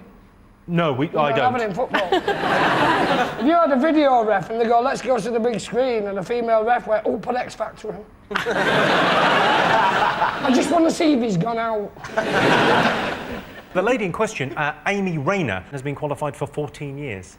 So she's actually more qualified than he is? Yeah, he's been a manager, I think, for 4 years. Oh, good. Would you fancy refereeing? No. You said that like you could actually arrange it. Do you fancy refereeing? Yes, I do, actually. Well, don't worry, I'll sort out. We're doing Man United Liverpool on Saturday. Yeah, maybe. Never know your luck. Shouting at the ref is an integral part of modern football, and I think it would make life very difficult for footballers just screaming at a woman going, why? He pushed me! I didn't, he did! It'd just be like shouting at your mum. It wouldn't be as effective. They'd stop doing it. It's probably a very good thing. They should have female refs. I'd have female scientists. I would. I'd have them driving trains. I'd let them drive cars. I would. I'd let them work as policemen, policewomen, anything, you know. I just think it's time to open up the whole thing to them, let them do what they want. Yeah, let them ride bikes. Sod it. It can't be that dangerous, they'll get the hang of it. No, let them do what they want. Well, is it a top 5 talking point? Yes, it is. There are 10,000 affiliated women's football teams and 133,000 registered female players. Goodness me, that's an awful lot of lesbians. Dave, Johnny and Christian, and what else have the nation been talking about this week? I'm a celebrity. Get me out of here. Started. And gripping stuff. Do you know who they all are, though? I mean, I watched it I last don't night. care. I'm still quite puzzled about who they are. Yeah. Having watched it. It should be called I'm a Celebrity. No, honestly, I am. Yeah. I am, yeah, I've got an agent, isn't it? Well, Jan Leeming's on. Do you know that? No, the thing I like about Jan Leeming is that she's obviously full of shit a lot of the time. She lied about her task and made it out to be a lot worse than it really was. But everybody believes her because she's a newsreader. Yeah, and that is the great newsreader's luxury. You can talk total shit and everyone goes, oh, all right. I don't even know if that's true. I was actually asked to go on. Were you? I get asked every year and I'm that far away from Panto. Excuse me. Go on, would you ever think about it? I've thought about it, but in really vicious dreams. Just turn up the first night, eat every bit of rice in the camp, stand there looking menacing, and then set your own camp up 10 yards away going, one of you will die tonight! He's a very strange looking man. I saw a bit of it, that David Guest. He looks like a sort of Muppet with alopecia. Just, all the fur's just fallen off slowly, and it's just this weird blob thing. It does look as if Paul Simon has melted. He cries through his ears, I think. You know, one day, all the paper mache things you made at school and discarded will rise up with him and start an army. Want to have a look at him? He looks like his plastic surgery's been done specifically so he can appear in Aladdin, doesn't he? He's gone to plastic surgeon and said, I want to work in Panto. I like David Guest. I think you like him? He's great. I think he's great entertainment. Don't you agree with that? Well, that's like... I mean, there's lots of great documentaries about Hitler. Well, this man's nothing like Hitler. He's done nothing wrong. I vote for him. I want him on the Bush Tucker trial. I'm obsessed with seeing him repeatedly on television. I like David Guest. Is he very gay? Is who very gay? Is he very gay? Well, Michael. No, don't do that. Well, in fairness, you are wearing a pink shirt and saying, I love David Guest. Mentioning my sexuality to Jimmy. Like Jimmy knows of my sexuality. Jimmy knows. He's definitely gay. To get on this show, you have to have a medical with Jimmy. Yeah. My wife is obviously squirming watching this. Thinking, oh my God, I've married a gay. Well, let's have a look and see if it's there. Yes, the latest latest series of I'm a Celebrity started this week. Fashion designer Scott Henshaw said he tried to turn the other men in the camp gay. What, Jason Donovan, David Guest and Tommy Anstins? Good luck with that. I saw you went straight, you cut to me after the gay joke.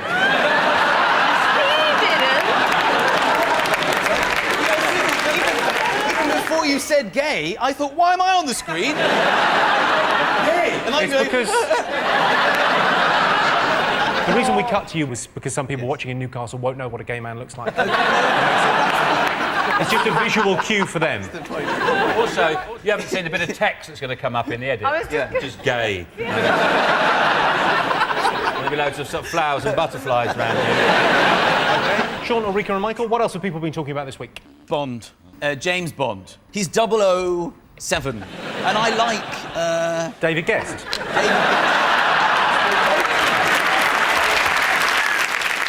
I just like the use of the 007 because I have a lot of trouble with O and 0. You've missed the point. It's not 0. That's why it's O.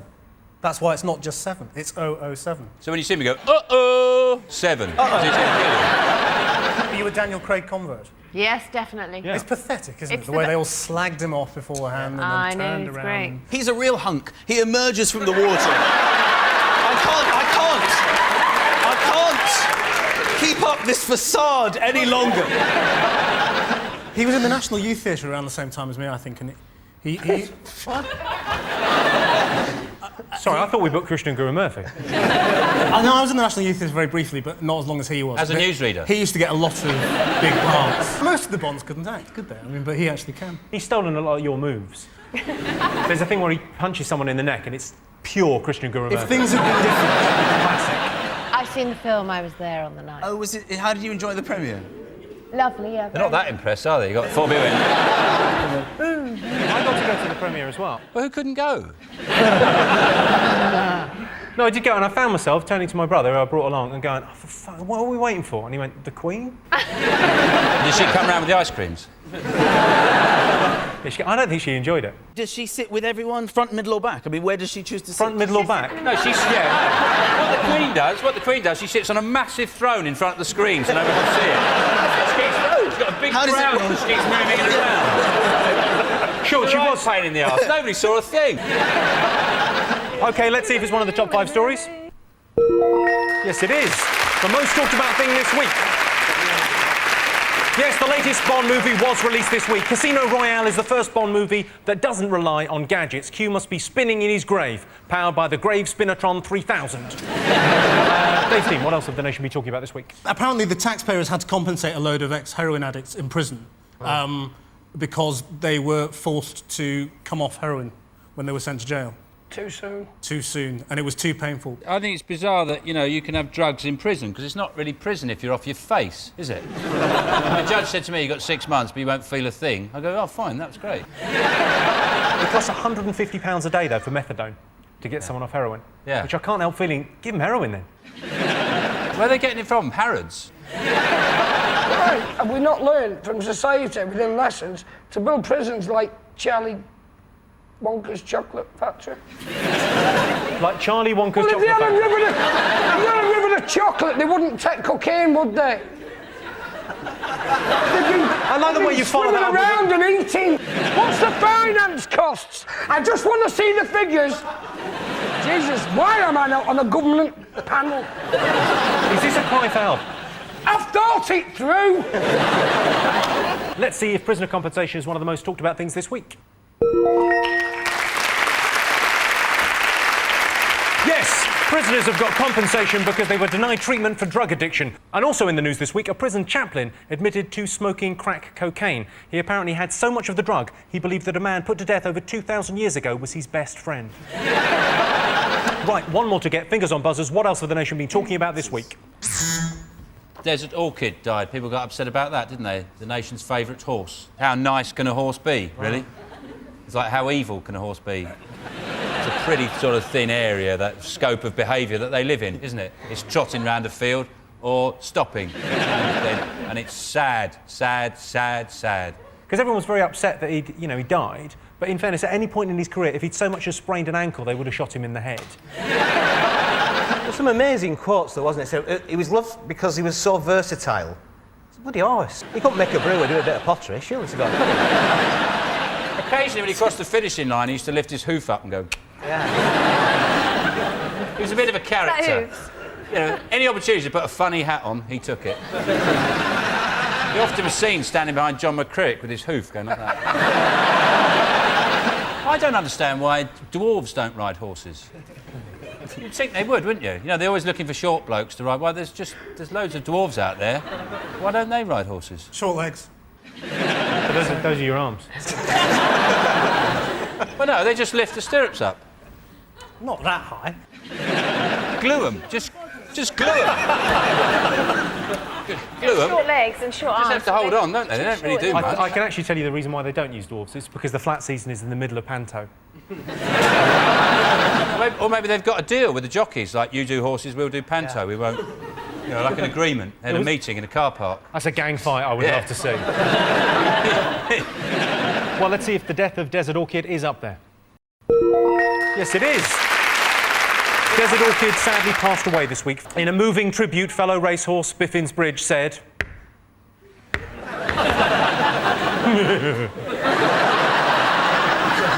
At the end of that round, it's 3 points to Sean's team and 2 points to Dave's team. The next round is called the Pole with a Hole. Here's your first question. 12% of lottery winners have what? I know what I'd do if I won the lottery. Right, first thing I'd do is liquidise an elephant. That's good. Just get a big liquidiser, put it in. You'd hear the tusks. And then I'd open a hairdresser's, you know, just so it keep ticking over. But also the added thing is, if people come in, you completely mess their hair up, and you go, don't have to pay. I'm not really a hairdresser. Just... It's like the lottery, actually. All right, Keen, calm down. I heard that you've got as much chance of winning the lottery this week, because so many people bought tickets, as guessing somebody's phone number. How awful would that be if you actually guessed somebody's number and then you've won nothing? It's related to travel. I've gone abroad. Exactly the opposite of that. Have disappeared completely. Just completely vaporised as soon as they won. They were so ecstatic, all their cells inverted and they became antimatter. Is it not going away? Yeah, I'll give you that. The answer is, in fact, they still haven't been abroad. 12% of lottery winners have never been abroad. Of course, a lot of people only win a tenner. Where's that going to get you? Prague? Yeah. 34% of people in Blackpool would like what? Would like a supermarket. Because there's only so many recipes that take in rock and sugar dummies. And a lot of them are developing varicose veins that actually says Blackpool down the side.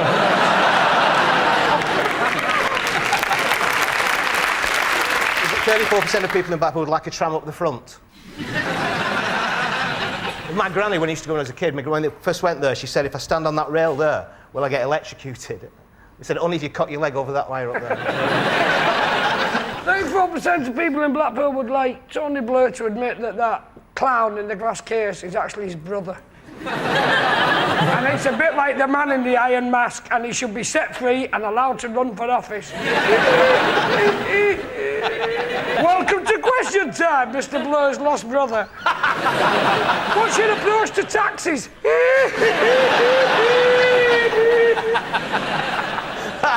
They think they'd like a piazza. Don't know, just give it a bit of class. Casino? That's exactly the right answer. Oh, God, thank God for me. Yes, 34% of people in Blackpool would like a super casino. I'll tell you what, if you want to gamble in Blackpool, why don't you just get a hot dog from one of the vans? At the end of that round, I can tell you Sean, Ulrika and Michael have 6 points, and Dave, Johnny and Krishna have 2 points.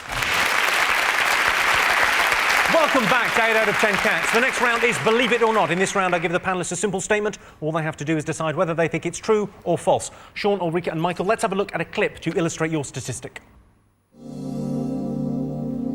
This shipment is supposed to be for 12 cartons. Can you get the rest for me? Oh, okay, I'll be right back.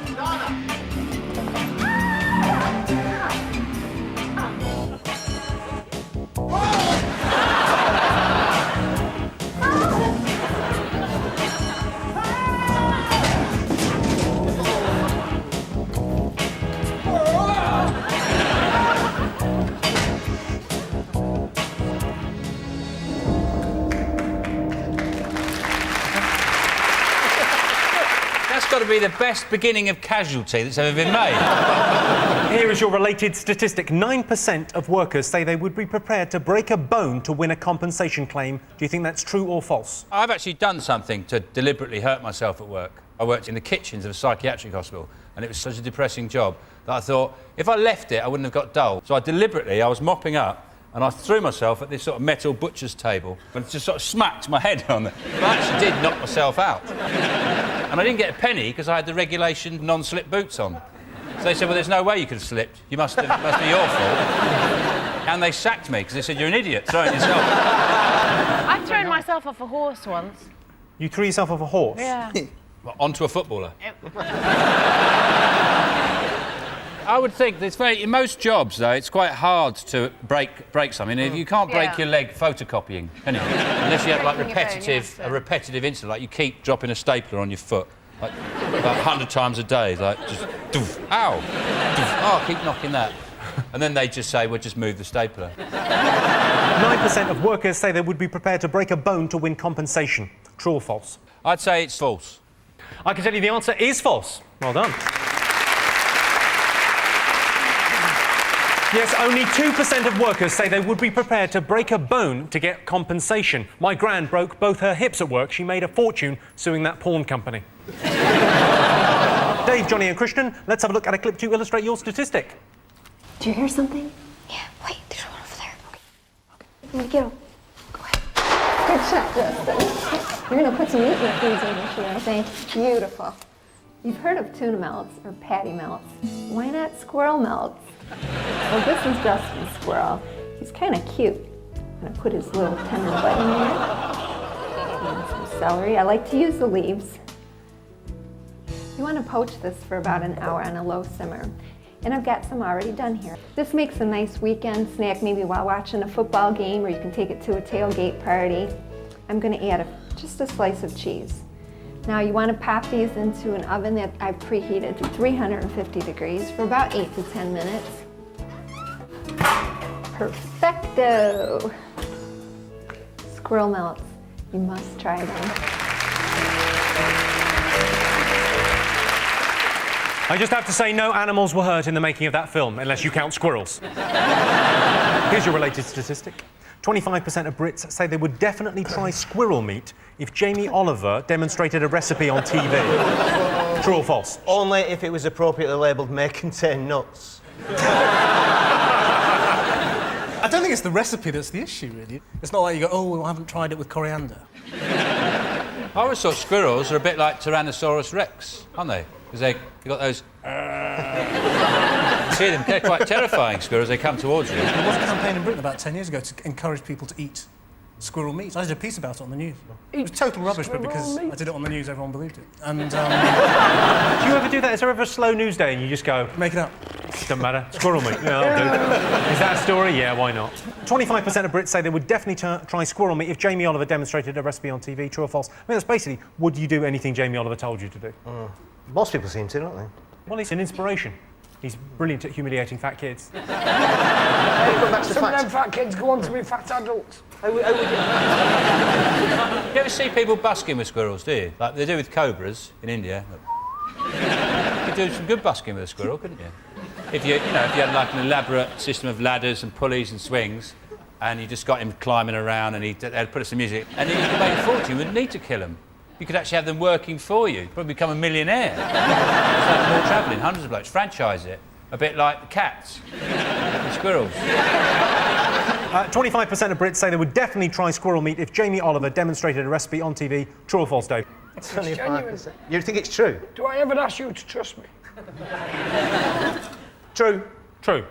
True. Well, I can tell you the answer is true. Yes, 25% of Brits say they would try squirrel meat if Jamie Oliver demonstrated a recipe on TV. I'll tell you what, I'd try Jamie Oliver meat if a squirrel told me to. So at the end of that round, I can tell you it's 7 points for Sean's team and 3 points for Dave's team. And the winner is the name of our final round. Here is your first one. Most common cause of stress for priests. Is it the devil?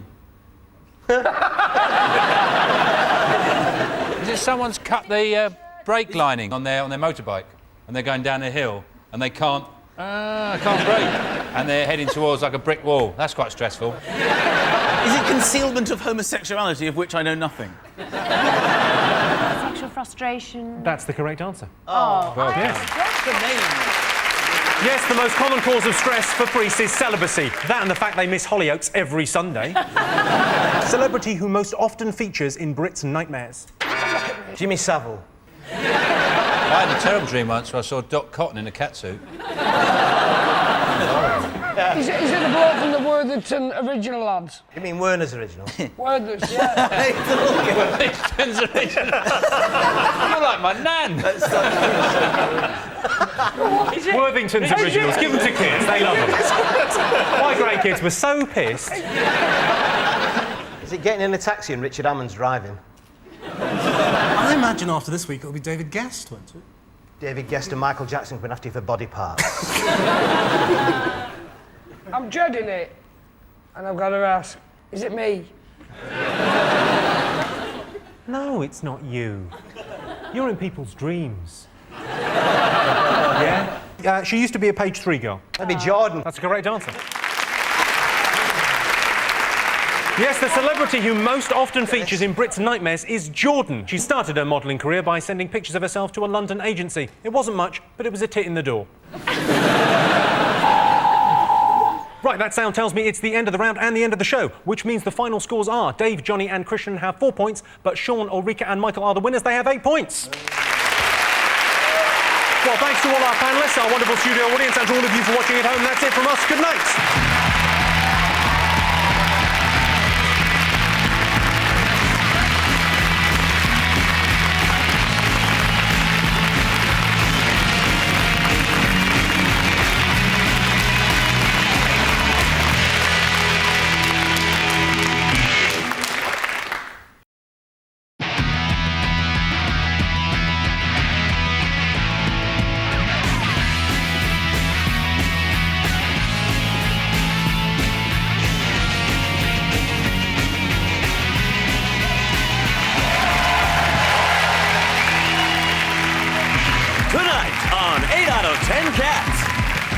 Going out, it's Lee Mack, King of the Twitchers, Bill Oddie, and their captain, Sean Locke.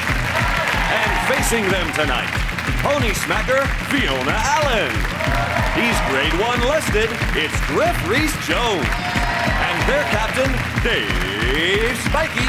Now, welcome your host, Jimmy Carr.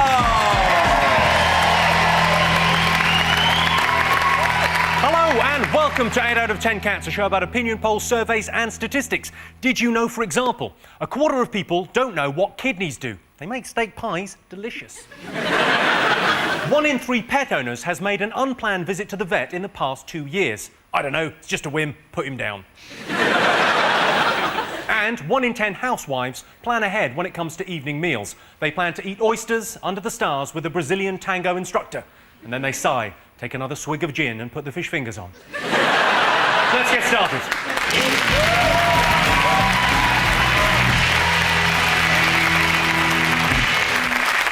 What are you talking about? That's the name of our first round. We've teamed up with a leading polling organisation and they've asked the British nation what stories they've been discussing this week. It's our panellists' job to guess the British public's top 5 most popular talking points. Dave, Fiona, Griff, what have the nation been talking about this week? Well, like it or loathe it, I'm a Celebrity, Get Me Out of Here rumbles on, with David Guest as the unlikely star. And he is a bit odd, but he's good value, I think. Do you not? Yeah. And Lisa Minnelli said this week, they asked her opinion on his venture into the jungle, and she said, I hope he gets fucked by a kangaroo.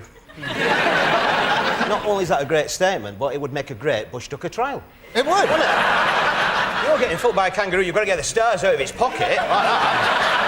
That is a great trial. Thing I never understand about this is what's a kangaroo doing in the jungle? Exactly. I've never understood. I thought a kangaroo lived in the desert. And every time indeed. When they're in the bush, they're always eating kangaroo testicles and things like this. This is some poor kangaroo's gone on a holiday and it's happened to just wander into this thing. What about Jan Leeming, who's there saying, I'm not a girl's girl? Well, clearly by her 5 failed marriages, she's not a boy's girl either, is she? When you first heard that, you went, five divorces, that's a lot. Yeah. And then you see her for about half an hour and go, no, fair enough, yeah. Yeah. We've all made mistakes, get out of that. Yeah, take the house, fuck off.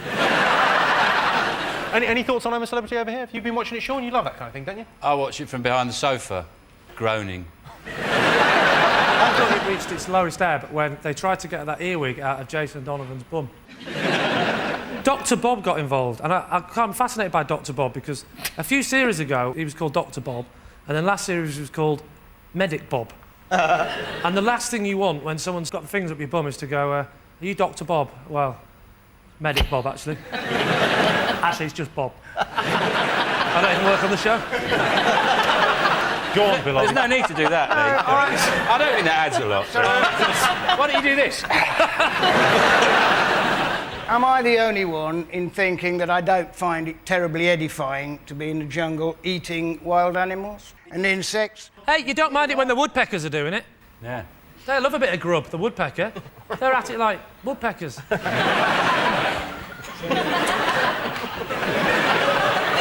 You're going to do that after every bit, like, just go. Let them have their little childish aside. It's all right. We'll carry on. But it is right. What show do you think you're on? Oh, So you're not supposed to eat insects now? No, it's Are you a not so much- vegetarian? I'm not a vegetarian. Let's not go there. But by That's not a country, vegetarian.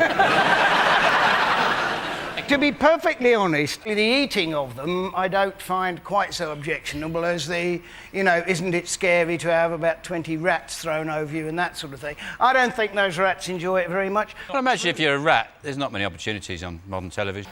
There's all sorts of them. There's been some fantastic documentaries about rats. I myself have featured rats on television in wildlife documentaries many, many times. Yes, I even came out in favour of rats because people always go on about Ratty in Wind in the Willows, don't they? Yeah, of course, yeah. Yeah, who was in fact a water vole. Yeah. And yet, if you look at a rat without knowing that it's a rat and it is swimming in the water, you say, isn't that lovely? Not in the bath, though. Whether it's a... It's in my bath. Is that a water vole or a rat? Either way, I'm going to fucking kill it. OK, let's have a look. Yes, you are. Yes, I'm a Celebrity, Get Me Out of Here was the #2 talking point this week. Seeing Scott Henshaw refuse to eat an anus was like watching Red Rum pull up at Beecher's Brook. I think the cruelest thing about I'm a Celebrity is that they put a bunch of D-list celebs in the jungle during panto season. Sean, Bill and Lee, what have the nation been talking about this week? The soaring, spiralling, ever-increasing, rising, rocketing cost of the Olympics. Do you know how much it's going to cost? Opposition critics are claiming that it's going to cost London £8 billion when the original estimate was £2.4 billion. I know some Latvian blokes in Chorley do it for half the price. And no VAT. It just proves every builder is the same, no matter what level. They could build a country and they're lying fuckers. They are. Oh, we could do that for 10 million. Yeah, all right, you got the job. They're liars. They all do it. I think they're just optimistic. They're naturally optimistic people builders. They look at it, they go, we could do this in a week. Yeah. This is easy. What do you need, a running track and a pool? Not a bother.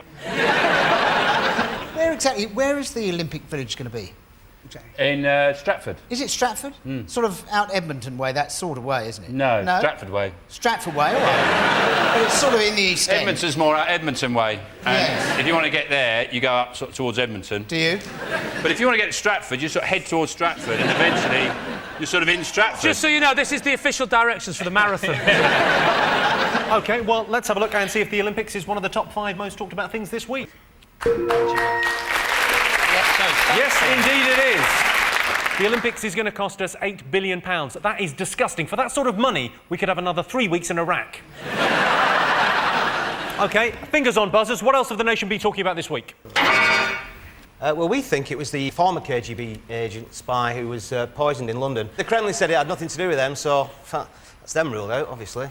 Yeah, that is conclusive. I wonder who did it. As the full investigation, we phoned the Kremlin, we said, were you involved? They said no. No, we definitely weren't, so, bye. I've got to say, I think there's also a sort of slightly racist thing here, that we assume that this sort of thing could only possibly happen with Russians. But it can happen in other countries. It can happen in this country, I absolutely... Well, it did happen in this country. Well, yeah. OK, let's see if it's one of the top 5 talking points this week.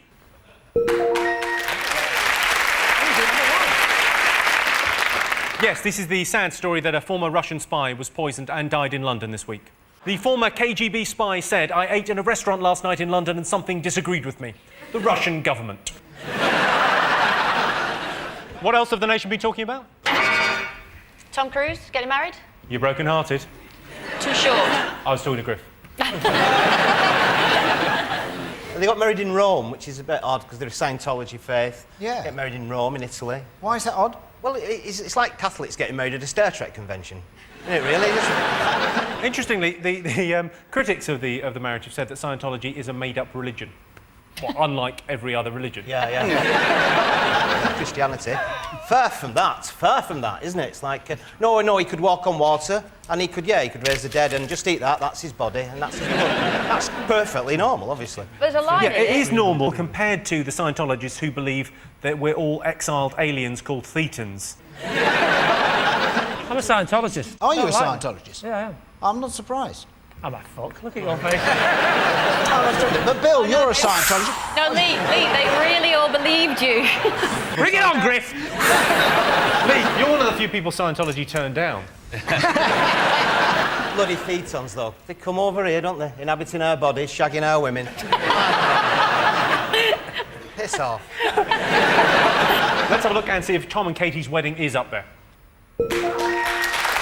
Yes, Tom Cruise and Katie Holmes tied the knot this week in Italy. It was a traditional Jedi wedding. Sorry, Scientology, whatever.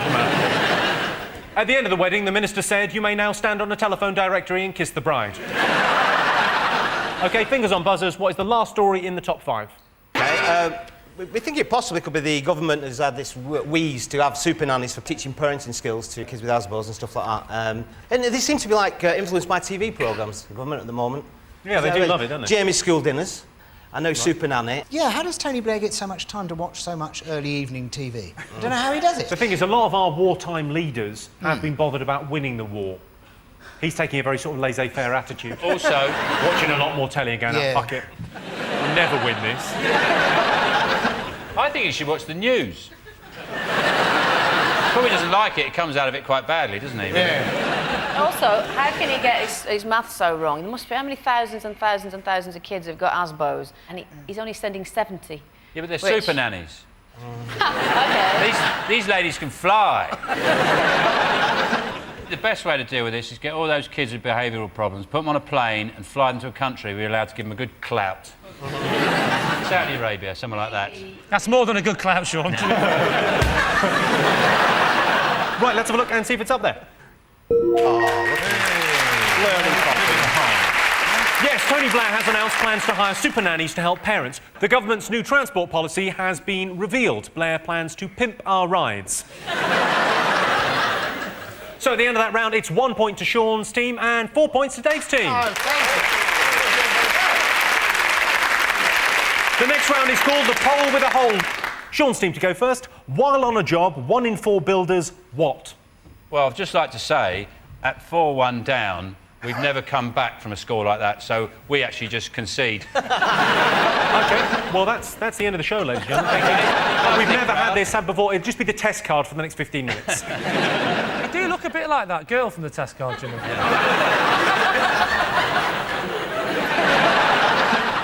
Any thoughts on this? 1 in 4 builders? It's obvious. It's while on a job, 1 in 4 builders does some fucking work, and the other 3 watch.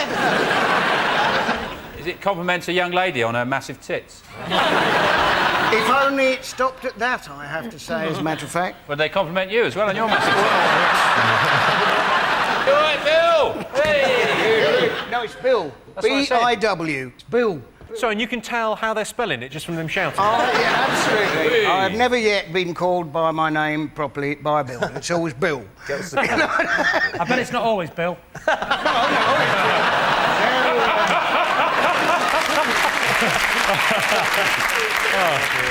What do they shout apart from boo? It's like, do you like me? And things like that. Do you like me?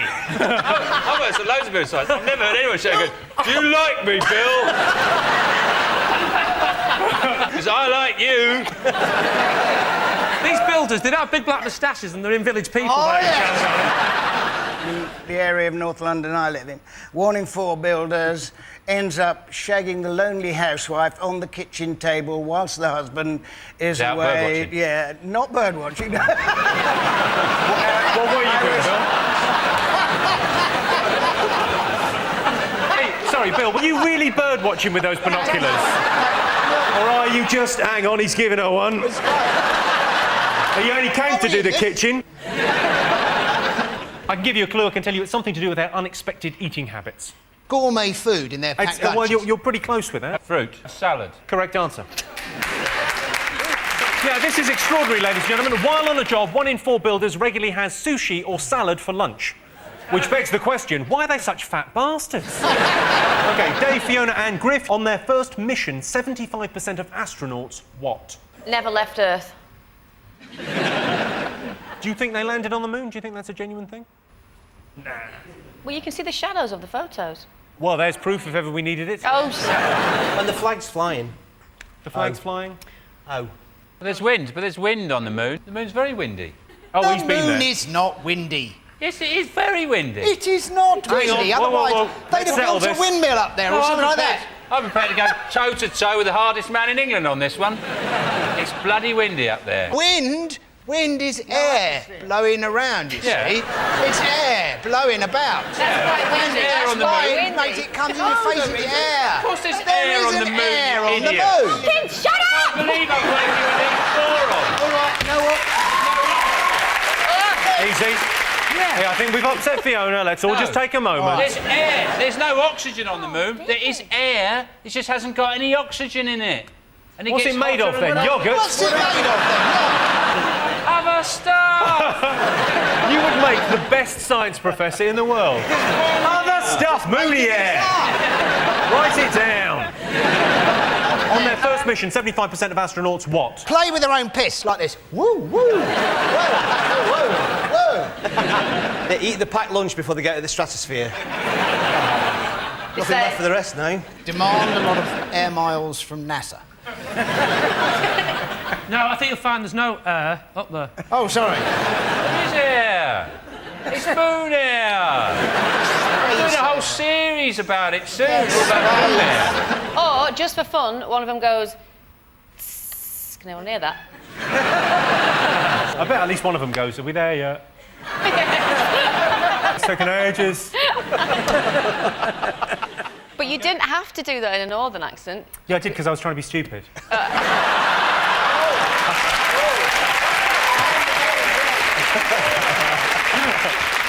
It's something to do with their stomachs. Any thoughts? I wish they hadn't had a curry last night. Throw up. Throw up is exactly the right answer. Well done, Griff. He did that one. Good, we got a point. Yes, on their first mission, 75% of astronauts throw up. Of course, the other 25% blow up.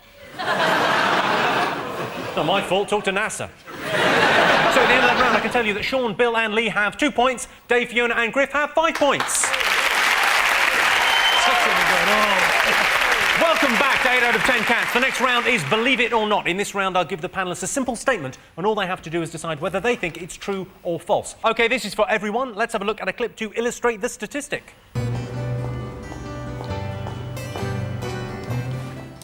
Suda, I don't seem to have an email from you again. Really? I sent it at 3. Well, it's not here. I don't understand. I sent it. I thought you wrote down how to do it. Yes. Well, perhaps you wrote it wrong with your dyslexia and all.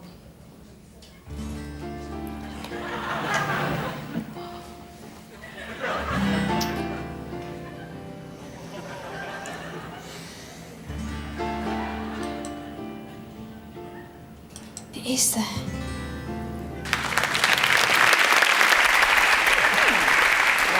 That was a clip from a training video for office managers. If you've got dyslexia, there is a number you can call, but pointless giving it to you, you won't be able to write it down, will you? Your related statistic, 16% of bosses have made a decision based on their horoscope. Do you think that's true or false? What are you? I'm a Virgo. Ah. What are you then, Fiona? I'm a Piscean. A Piscean? Least likely to kill somebody in your family if you're a Piscean. Least likely to kill someone... You are clutching at straws. Close. Here's some advice, don't put that in a personal ad. It's all bollocks. Apart from the magpies, obviously. Gotta see two magpies, haven't you? That's typical Or else you're in the school shit. Well, hang on, you must see two magpies every day, surely. Several. Would you call yourself lucky? Absolutely. Every time I go past a building site, somebody goes... Well, and then you get lucky.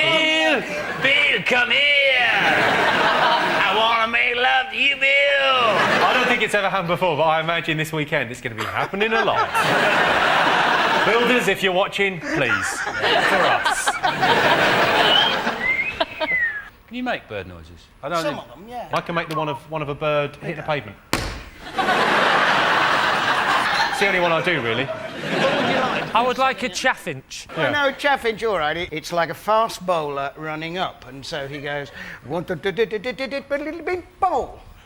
That's count down. No, he comes up. Boom, boom, boom, boom, boom, boom, diddly-diddly, bowl. Well, that's what the bird makes that noise. Did Bill just stand up then? Amazing. That's extraordinary. A man actually gets out of his seat and is smaller than when he was sitting down.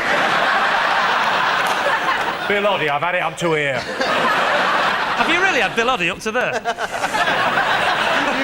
haven't. Yeah, I used to work on a building site, Lee. But you don't know what this one is. This is for true. This is true. It goes... That's not an impression of a bird. It is! That's a midlife crisis, is what that is, Bill. It's one of the best-loved birds in the country. Is it a blackbird on a moped? Is it a forgetful sparrow? Remember where it is? It's a puffin. Is it? Yes. Ah, very well loved. I'm always bumping into puffins.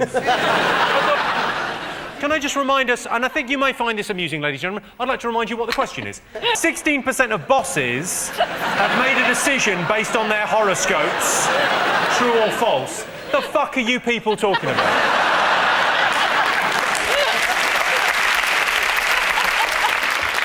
% of bosses have made a decision based on their horoscopes, true or false? Well, we think it's true. You think it's true? Oh, aye. What do you think? We think it's false. I think it's possible, but unlikely. Thanks for that, Lee. That's really cleared things up. Really? I can tell you that the answer is true. Yay! So at the end of that round, I can tell you it's 2 points for Sean's team and 6 points for Dave's team.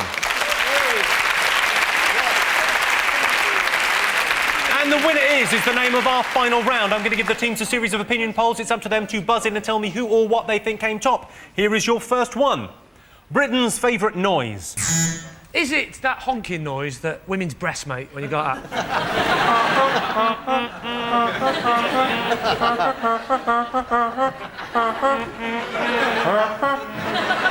That last one was Jordan.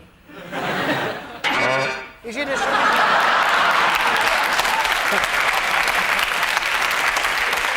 That's the biggest hit I've ever seen. Okay, it's not that. It might be. It isn't. That's Britain's favourite noise. How about... What was that? That's an albatross shitting on Bill Oddie. You'd be delighted. Albatrosses are quite rare. Yeah, great. And he shat in my face. Go on, what do you think favourite noise might be? Oh, that is... that. You're so close with that. Oh, glug, glug, glug, glug, glug, glug. Exactly the right answer. Yes, Britain's favourite noise is the glug of wine as it pours into a wine glass. I think that statistic is skewed by the fact that the people most likely to stop and talk to a woman with a clipboard are winos. Next question. Thing most likely to make men cry. Catching your knob in your zip. I don't understand how anyone does that. Because normally when I do my trousers up, I've put my penis away.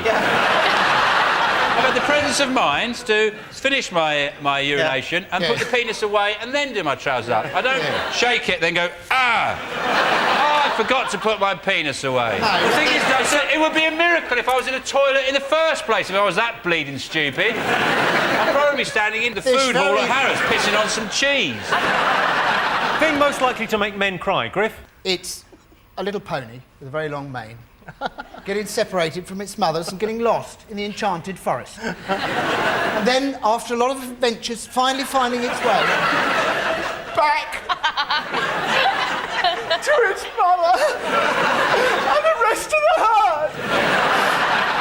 Speaking for the older generation, I would have to say that it's accepting that your daughter's friends simply think of you as her dad. So you're crying because you can't fuck your daughter's friends?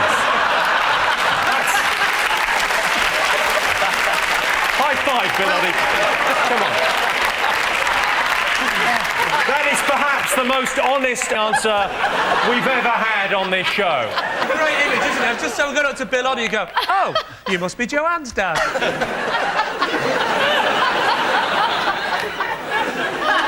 Welcome to Springwatch. I've got some binoculars. I'm in a shed. My daughter's having a sleepover. Should be a hell of a show. OK, thing most likely to make men cry. It's something you do in the kitchen. Oh, onions. Onions is exactly the right answer, correct. That sound tells me it's the end of the round and the end of the show, which means the final scores are Sean, Bill and Lee have 2 points, but our winners are Dave, Fiona and Griff with 8 points.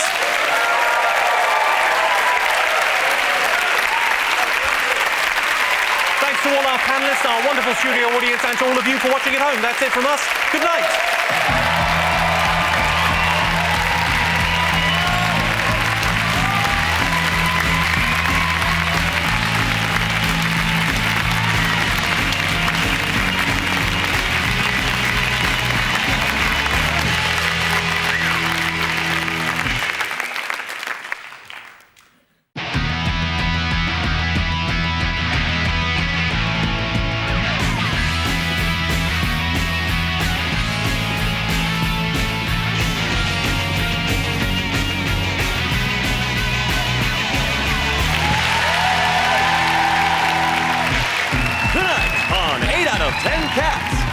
Country Squire, Vic Reed. Intergalactic Hero, John Barrowman. And their captain, John Locke. And facing them tonight, oh goody, it's Jade Goody. From the thick of it, Chris Addison. And their captain, Dave Spikey. Now, here's your host, Jimmy Carr.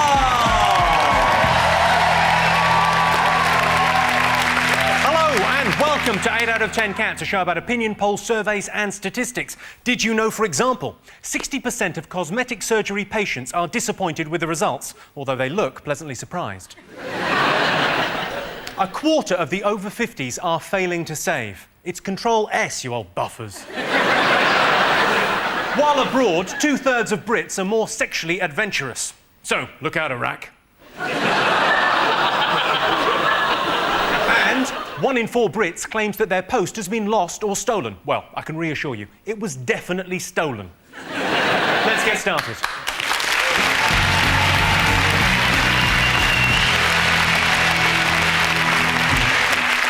What are you talking about? That's the name of our first round. We've teamed up with a leading polling organisation, and they've asked the British nation what stories they've been discussing this week. It's our panellists' job to guess the British public's top 5 most popular talking point. That definitely needed an S on the end of it, didn't it? Like that, the talking point. Do the S again? Yeah. It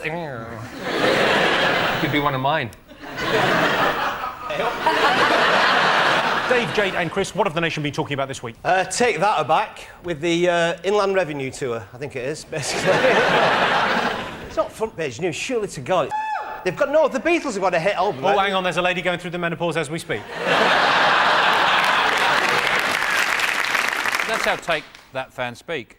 What? Newswords, they just go, woo! How are you today? Woo-hoo! Do you want a cup of tea? Woo!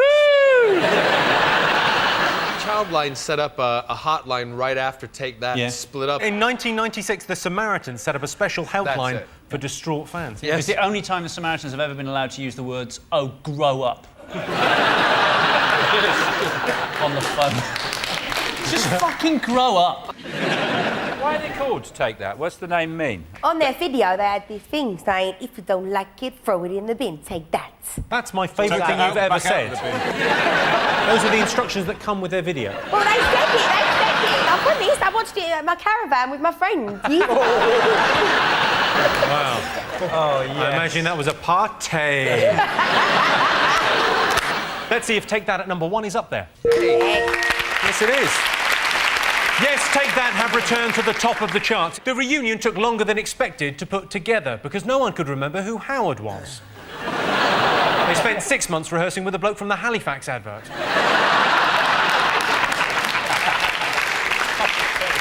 Vic, Sean and John, what have the nation been talking about this week? I think they're talking about Michael Grade going from the BBC over to ITV. You know, they're saying he got something like 8 million, and he's saying he didn't do it for the money. No. Rubbish. He's genuinely saying that, though. He's going to come out in the press and gone, it's not about the money. I don't do a job for the money. What the hell do you do it for? He said he did it for the challenge. The challenge being getting all that money home in a wheelbarrow. ITV said it was a real coup. It's not, is it? No. A real coup would be when ITV's tanks actually roll into Television Centre. That'll be... a real coup. That'll be an actual coup. ITV have done it because ITV apparently is not doing very well at the moment. So they've stolen Chief from Channel 1. Stolen, Chief from Channel 1 to come over and do it. But what really muddles my brain is... What muddles your brain? No, what muddles my brain is if they've got all that money to offer him, why don't they just make better TV programmes?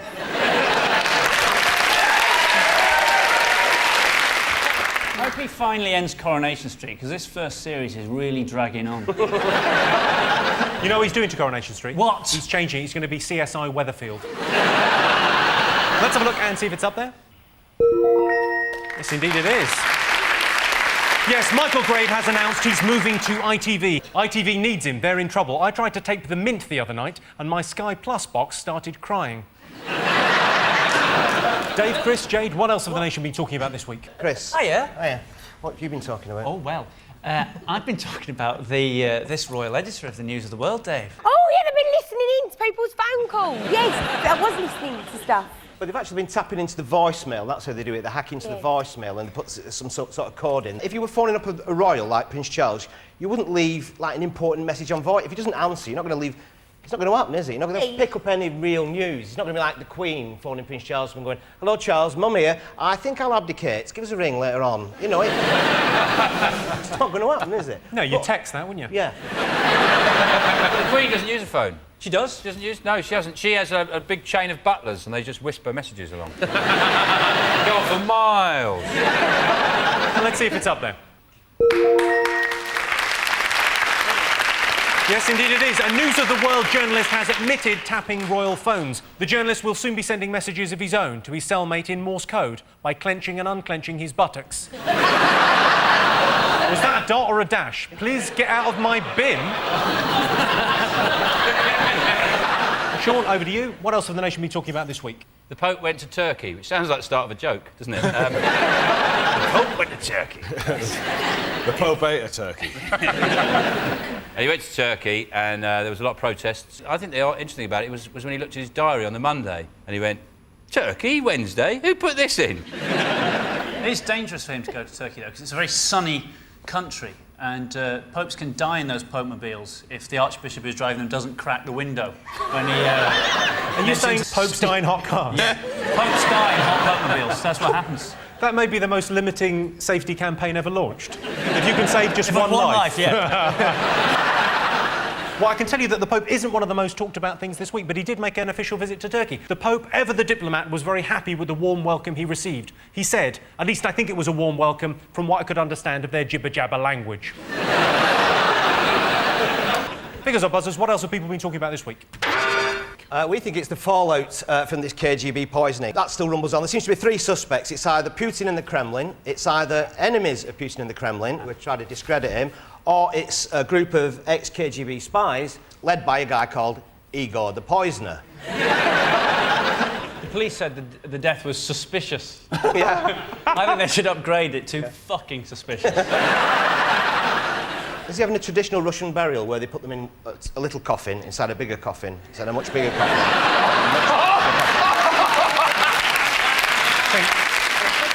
I think you'll find, Dave, a traditional Russian burial, you have to dig your own grave. Ah, But don't blame me, blame Stalin. No, on a serious note, we dated her because it was on the planes. Yeah. It was in a bag. Yeah. Unless they put it in TK Maxx, you'll be fine. They found it in a restaurant. They found it in 2 hotels. On a humpback whale. Humpback whale's got a 10-foot dick, hasn't it? Sounds like the start of a song. Yeah, I was going to say. Oh, the humpback whale's got a 10-foot cock. Do-da, do-da. The humpback whale's got a 10-foot cock and it's so hard as a rock. That's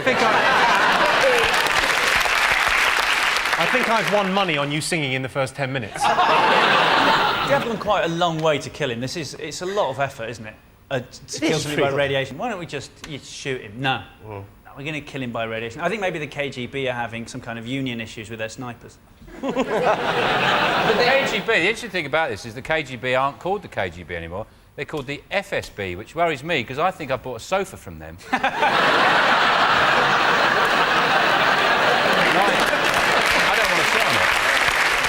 Let's see if the Russian poisoning is up there. Yes, it is. This is the ongoing poisoning story. Doctors are advising anyone who's come into contact with polonium-210 to shit their liver out and then move house. OK, fingers on buzzers. What else have the nation been talking about? People have been talking about the fact that England lost the first test of the Ashes. What have they been saying, then? Oh, I knew it. Yeah. Our best chance we've got to keep the Ashes is give up cricket. They didn't play their best bowler, which is a good idea because they should, you know. Who's he then? Monty Panesar. Actually, Australia have never declared independence, so technically, we always win. Vic, do you watch cricket? I like the fellow with the glass eye. What was it called? What's that bloke you talked about before? Who? What fellow? That cricketer that you mentioned. Monty Panesar. Him, with the glass eye. Has he got a glass eye? Yeah. Yes. I can prove it. You can prove it.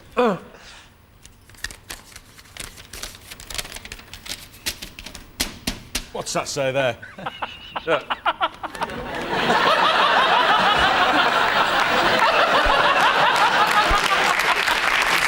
Get a close-up of that. That's evidence. That's proof. Look, what's it say there? Proof. Right. Thing is, it's not him because he's got a turban, Monty Panesar. He took it off on that shot. Hold on a sec. That's not a photo. I've never seen what the ashes look like. So when you say ashes, I do presume, obviously, when someone dies, that they get turned into ashes. But in this case, what did you do that? I didn't realise you were Catholic. Can we have that again? When someone dies, I don't know, it's something the fuck is that? I don't want to die. She's showing people who... I don't want to die, it's me. I don't want to die, my face doesn't want to die, neither are these fellas.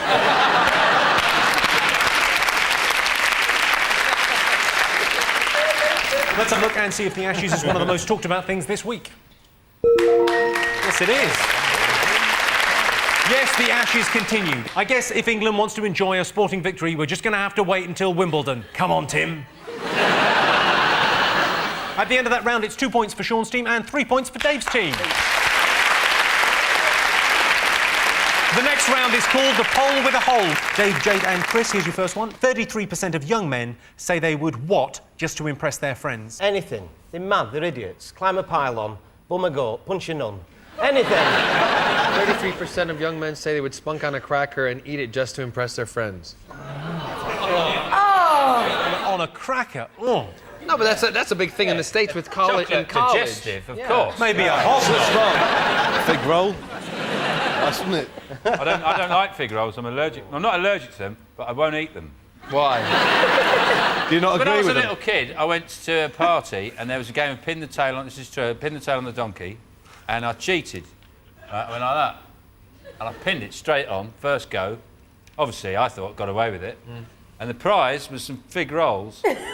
And not only did I cheat, I was greedy as well, and I ran off and I ate all the fig rolls in one go.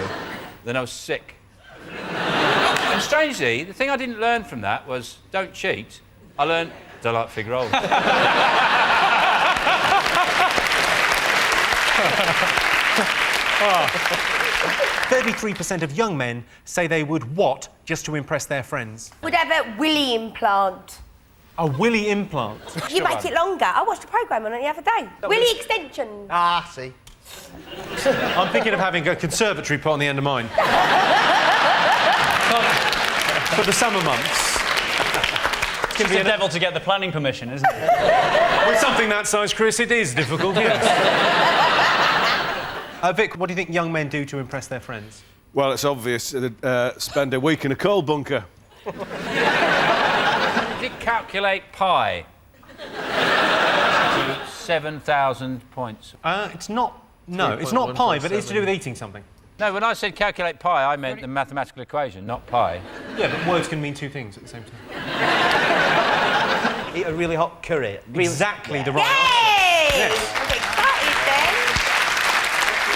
Yes, 33% of young men say they would eat an unbearably hot curry just to impress their friends. Yes, I'll have a number 68, with the number 33, followed by an extremely painful number 2. Sean, Vic and John, 99% of the over 50s say that what has got more difficult over the last 10 years? Being under 40. Firstly.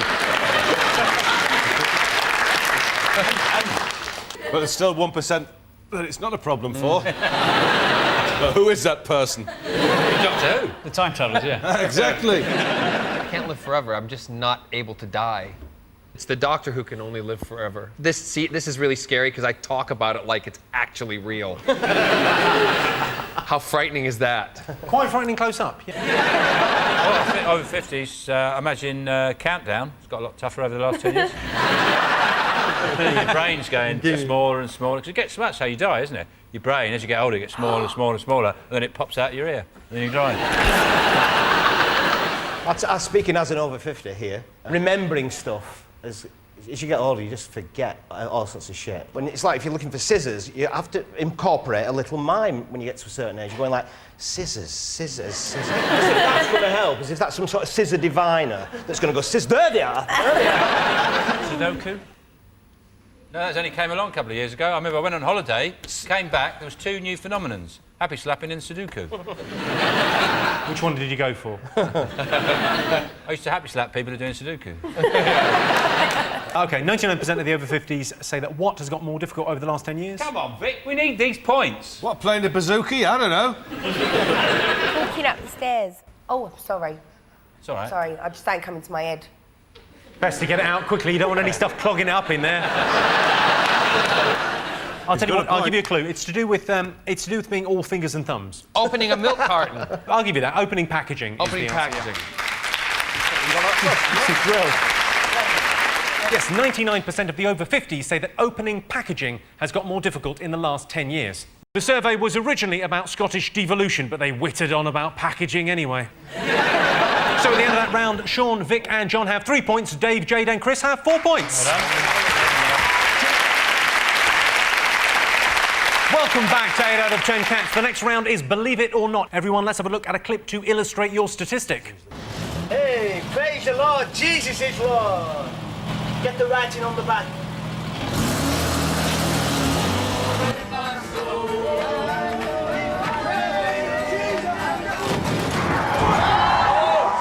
Praise God. What happened about the van? Well, it's all fixed in Jesus' name. We're just standing in faith. Amen. Waiting for it to get... Amen. Hallelujah. That's right. Have you got a spare wheel? Well, I don't know whether it's there, but I know in faith that we've got one. Amen. I didn't know that we had no MOT. Because we were on our way to a glory meeting, I knew we didn't have a worry. You see, God doesn't see the MOT. Because we've got the Lord Jesus Christ with us, and each and every one of us on this bus, we've been saved today. We are very, very lucky.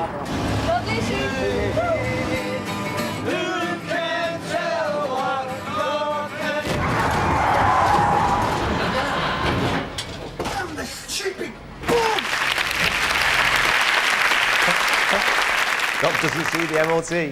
Oh, no. He doesn't like it if you're untaxed, though. It was your related statistic. 62% of Brits say they would believe in God if they saw a man walk on water. Is that true or false? Could be ice. You could be walking on ice. Yeah. Technically, on ice, there's a thin layer of water on top that keeps the ice smooth. So you are walking on water. So there is a God.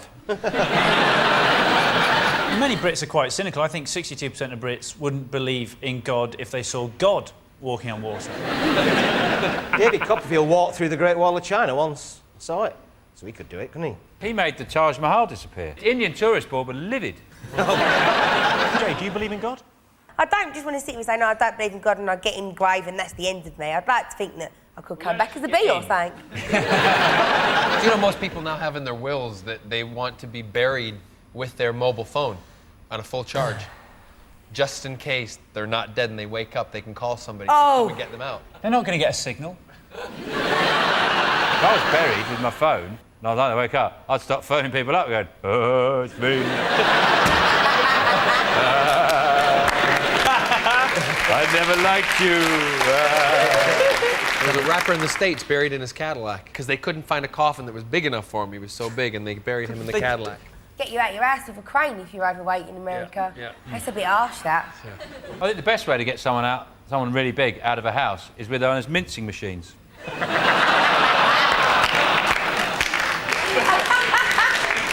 Does make me worry, though. What? Because I like to eat a bit, and if I ever did overindulge more than what I normally do, and I did fall asleep, and then woke up, and I was like, massive, how would I get out of the house? Like, I worry. Sorry, you're talking about actually you having a big meal and then just going... Jay. Oh, if you live in a cartoon. No, yeah. Or maybe she's got a ripcord. She just goes... OK, well, back to God. 62% of Brits say they would believe in God if they saw a man walk on water. Is that true or false? We're so used to illusionists, brilliant illusionists like Mr. Blaine or Paul Daniels even. You know, the way he passed himself off as a magician all those years. I think they'd say, no, it's false. And what about over here? What do you think? We're going to say true. I'm Captain's decision, yeah, 62% true. True. Well, I can tell you the answer is false. Oh, yes. So Sean's got the point there. It's obviously false. Yes, just 20% of Brits say they would believe in God if they saw a man walk on water. Interestingly, 37% of people would believe in God if they saw a man come back from the dead. Have they not seen Deal or No Deal? It's happened. So at the end of that round, it's 4 points for Sean's team and 4 points for Dave's team.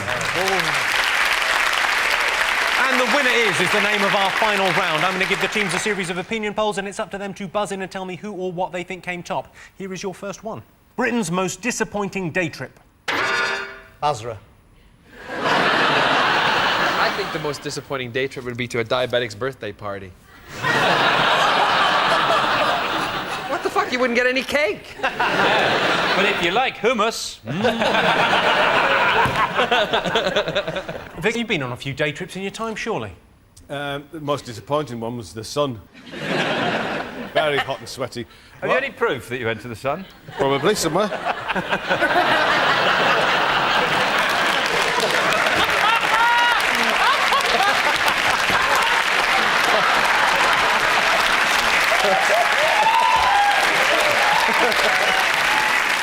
Most disappointing day trip. Is it Madame Tussauds after a fire? You are absolutely right. It is Madame Tussauds. Yeah. Yes, Britain's most disappointing day trip is Madame Tussauds. It's basically novelty candles. Top thing to do before you're 10. Does it get to 9? It's got to be right up there, isn't it? Surely. Surely.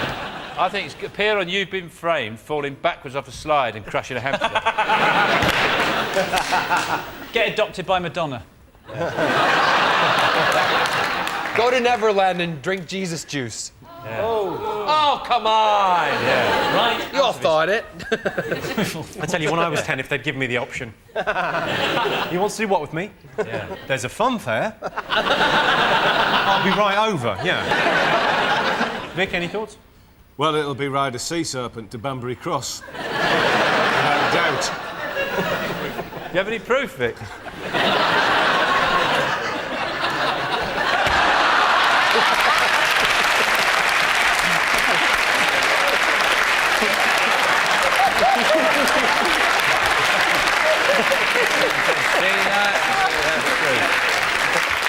I've got a speeding charge coming up. Could you come and draw a picture of my car going quite slow? No worries, I'll just... Do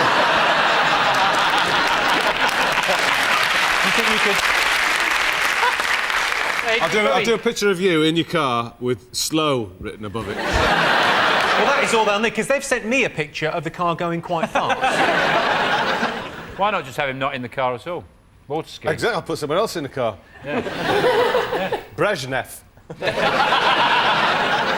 OK, top thing to do before you 10. It's an overnight thing. Camp. Correct. Yes, the top thing to do before you're 10 is camp out in the garden. Camping with your child is a great way to teach them about wildlife. That's an owl, that's a fox, that rustling sound is a released psychiatric patient trying to get through our hedge. Right, that sound tells me it's the end of the round and the end of the show, which means the final scores are Sean, Vic and John have 4 points, but Dave, Jade and Chris have 1 with 6 points. Thanks to all our panellists, our wonderful studio audience and all of you for watching at home. That's it from us. Good night.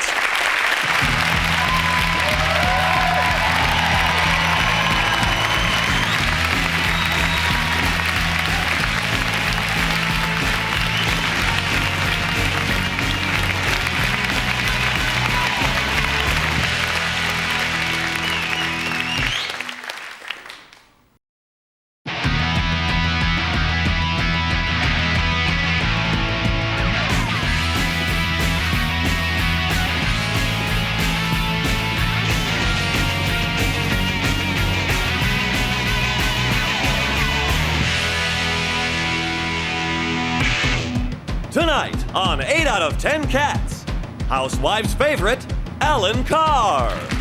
The Jungle VIP, David Dest. And their captain, John Locke. And facing them tonight, the Queen of Comedy, Joan Rivers. The Prince of Pop World, Alex Shane. And their captain, Dave Spikey. Now, welcome your host, Jimmy Carr. Well, thanks very much. Hello and welcome to 8 out of 10 Cats, a show about opinion polls, surveys and statistics. Did you know, for example, David Beckham is the only English player to have scored in 3 World Cups, with 2 personal assistants and a hairdresser. The largest consumer of fortune cookies in Europe is Greece. Tomorrow you will eat hummus and have a hairy wife. And inbreeding causes 3 out of every 10 Dalmatian dogs to go deaf in Disney's bleakest ever Christmas film. Let's get started.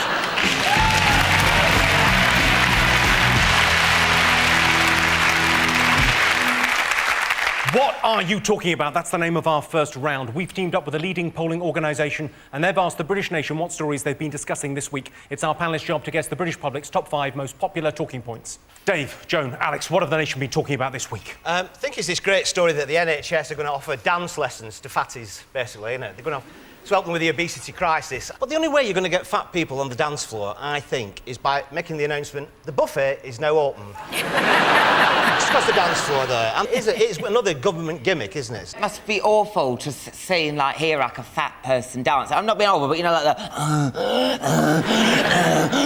well, that's the shoes on. You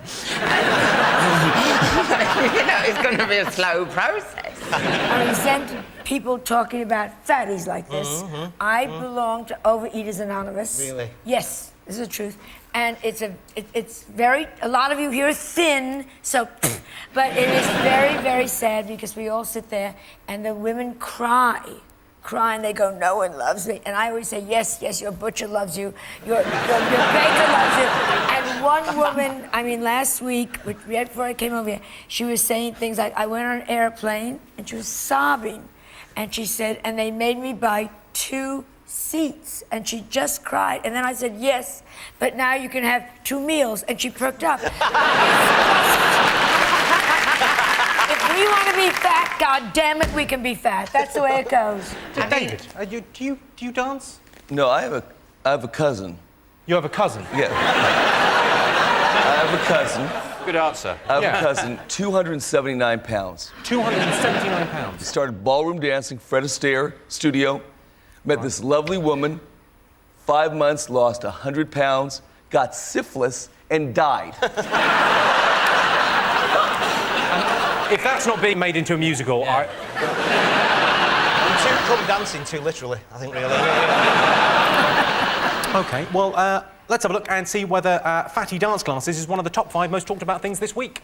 Yes, it is. Oh, just... Yes, it was. Yes. Oh. Sean, David, Alan, what else have the nation been talking about this week? I imagine a lot of people are quite upset about England losing the Ashes. Well, they're virtually losing the second test. And I think it's stupid, really, because what we invented the game, we should just change the rules to suit us. So, in that match, we should have said, yeah, we just made this new rule up. If we have tomato soup, lowest score wins. So just stuff like that. Just make up rules. If it's cloudy, no, you can't lose on a cloudy day. Just anything. You've made the sport up, you can do what you want. You're not wearing the right pants. We win. My dad tried to get me, he's always trying to get me sporting. He tried to get me interested in cricket, right? And I hate cricket, it's so boring. He told me that the Ashes, yeah, were Ellen Daniels from Neighbours, right? Now, obviously, a spark of interest and I was there. like, Ellen Daniels, you say? And I was hooked. Joan, have you ever seen a cricket match? I hate sports. You hate sports? I go to tennis matches, I don't even turn my head, you know. The ball doesn't come back, that idiot missed it. I mean, I don't like sports. Yeah. I don't like sport either. Really? Well, yeah. Because you look like quite a sporty... Yeah. Have you not been... You work out, though, right? Yeah, of course. Yeah, In indie clubs.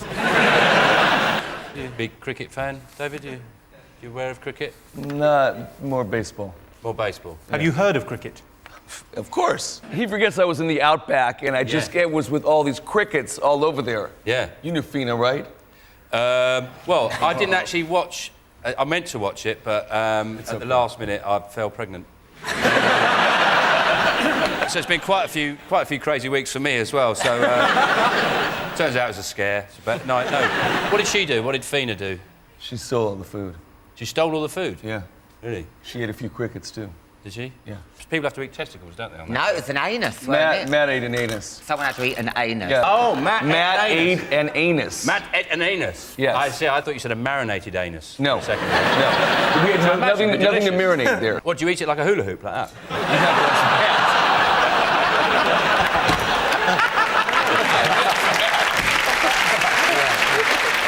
On I'm a Celebrity, you claimed your maid's name was Vagina Semen. Is that true? Yes. Is she real? She's real. Are you sure she's I'm real? I'm positive she's as real as this set is real. Her mother, and this is the truth, her mother loved her body part so much, she said if she had a girl, she was going to name it Vaginica. Then, no, this is true, not noble. Then she married a guy named Harry Seaman. Harry Seaman? She became Vaginica Seaman. What's her middle name? I have no idea. She hasn't got a middle name. Suppose she doesn't need one, really.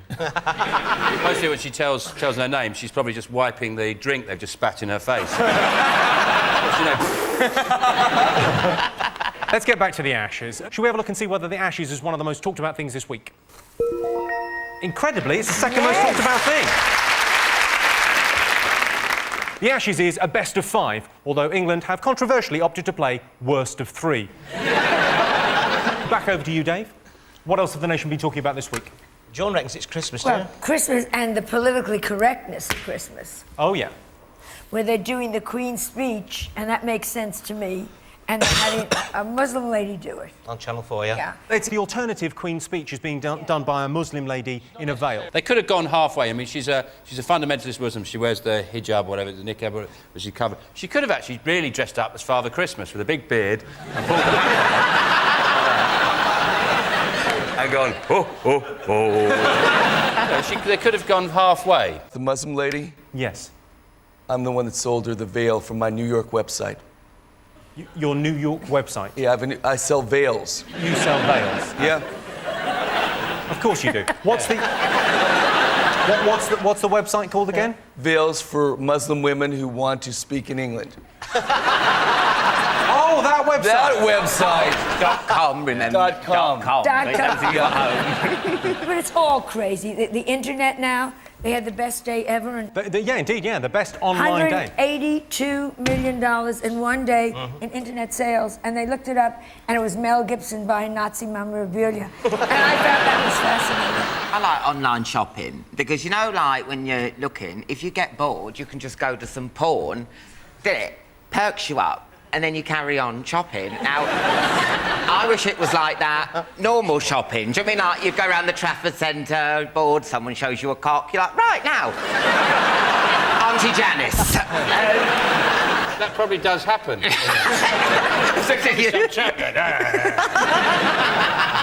Oh, I just think it's so great. Everything gets decorated and it's pretty. And I'm Jewish, and even I have a Christmas tree, and I have a nativity scene. I have Jesus and Mary and the baby, but I'm Jewish, so we have a nanny. But it's just fabulous. And I dressed Mary better. Of course you do. I put her in a nice Chanel suit, and I gave her an Hermes bag. You're the mother of God, look it. And I just made her look good. Shall we have a look and see if Christmas is one of the most talked about things this week? Of course it is. The most talked about thing this week. If you follow a light in the sky in the Middle East these days, you'll end up tracking a Scud missile into a Palestinian hospital. The true meaning of Christmas. Right, over to you, Sean. What else have the nation been talking about this week? Is it the moon? Is it the moon? They're going to build a permanent base on the moon. It's going to take $10 billion, isn't it, to get people up to the moon. And you just know that if you go on the internet, EasyJet are doing it for £17.50. One way, no hand luggage, and Stelios going, it's out of this world. You just know. Joan Rivers, do you think Americans should be spending this kind of money going to the moon? I think to spend $10 billion to go to the moon is disgusting. They should spend on something important like jewelry. You could get 3 really nice pieces of my jewelry on QVC. You've really cut to the core of this issue, I think. A great ring or some stupid trip to the moon. Who gives a fuck? I couldn't care less. Twinkle, twinkle, or twinkle, twinkle. Twinkle, twinkle. If they find oil on the moon, though, that's another thing. Yeah, that'd be a hell of a pipeline, wouldn't it? Yeah, how are they going to get it back? Well, it'd just fall down onto Earth, wouldn't it? Aren't they going to build some sort of cosmic escalator? So it's sport and science you're no good at. Yeah, they were. They were, seriously, weren't they? But they can't get through. Yeah, not into science, am I? They can't get through the Van Allen belts. There's too much radiation. Belts of radiation above the Earth's surface. That's why the cosmic elevator's going to fail. In your face.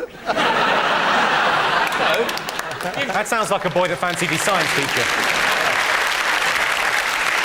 Yeah, that could be science, or it could be the lyrics from some indie band as well. Well, let's have a look and see if it's up there. Oh, it is. Yes, it is. Right, fingers on buzzers. One more thing to get. What else have the nation been talking about? Submarines. Whoa. Well, they want to spend £20 billion on submarines full of missiles. That's it. The missile's going to be outdated by 2024. How do you know if a missile's gone off or something? Gone off? The bloody big bang out. You're implying it was like milk and you go... You just farted. No, it's this scud. You know what I mean? The point is, we never use any of these missiles. They're never used. They're a deterrent, aren't they? It's a shame, really. People make these amazing missiles and nobody ever bothers to use them. It must be very frustrating if you do make missiles and you just go, why do I bloody bother? These amazing, can wipe out half the population ever, nobody ever bloody uses them. Spent years making this. Have you thought of moving to North Korea? Yeah. $20 billion for the stupid moon thing and $10 billion for this stupid thing. It's such a waste of money. Well, if they took all that money, everyone would have a tiara. Imagine that. Oh, I'm for that. No, that's correct. I'd rather go with the nuclear weapons. Enough people think I'm gay. Without a fucking tiara. Jesus. Without a fucking tiara? Yeah. How often has tiara been prefixed with fucking? You wearing my fucking tiara? I'll fucking sort you out. Put my fucking tiara back in that fucking box.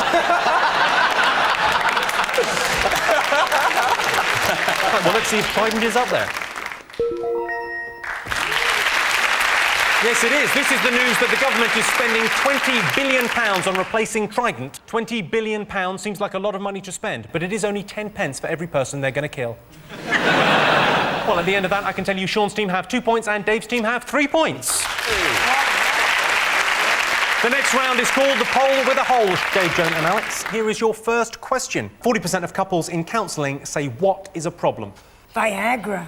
These old guys that take Viagra. Oh, and it's good for 36 hours. You know how many orgasms you have to fake? I imagine there's a certain amount of chafing involved as well. Oh, chafing, those poor old dry ladies, they'd set them on fire.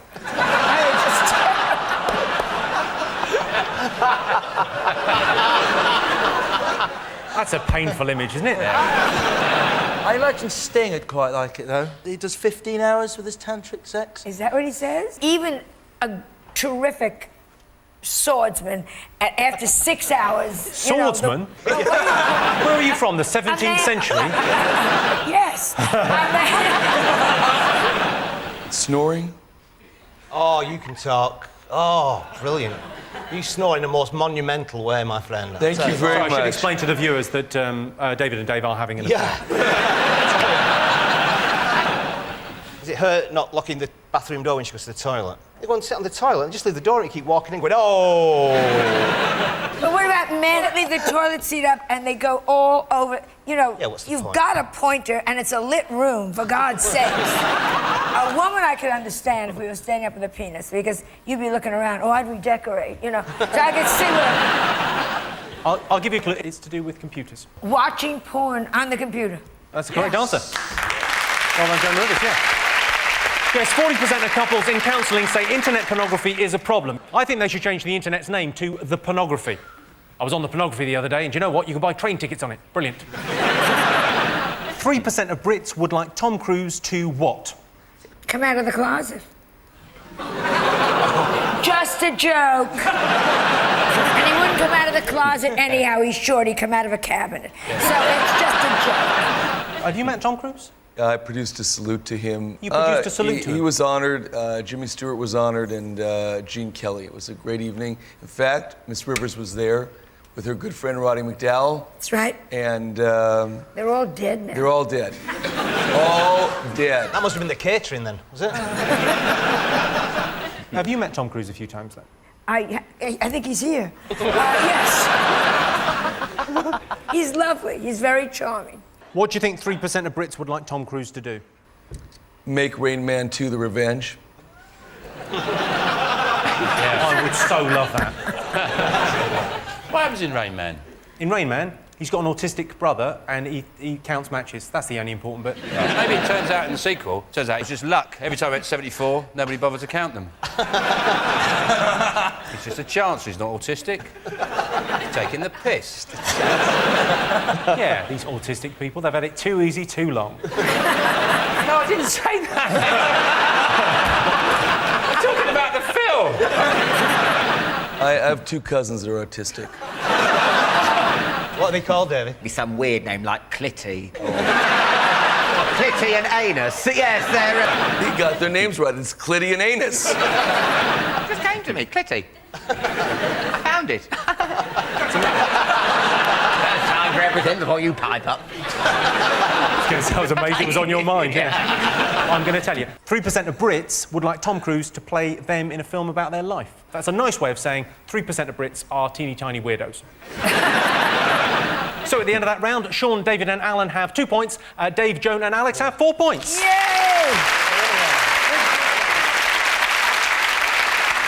Welcome back to 8 out of 10 Cats. The next round is called Believe It or Not. So let's have a look at a clip to illustrate the statistic.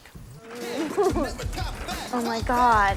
You can dream until you do it, you will never top that. Look at how funky he is. I will never be hip. I'm hot, and you're not. But if you want to hang with me, I'll give it one shot. Top that.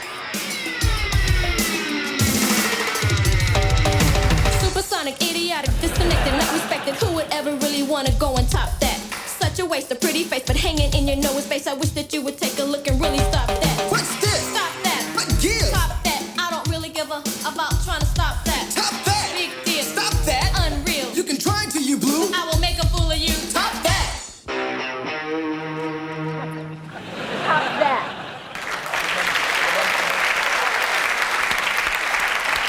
That was the American 80s teen movie, Teen Witch. I thought it was some kind of like public information film about twats. Like warning you about there are twats around and this is what they look like. He's wearing the same outfit as me. Yes, there are twats in our area. I can see you.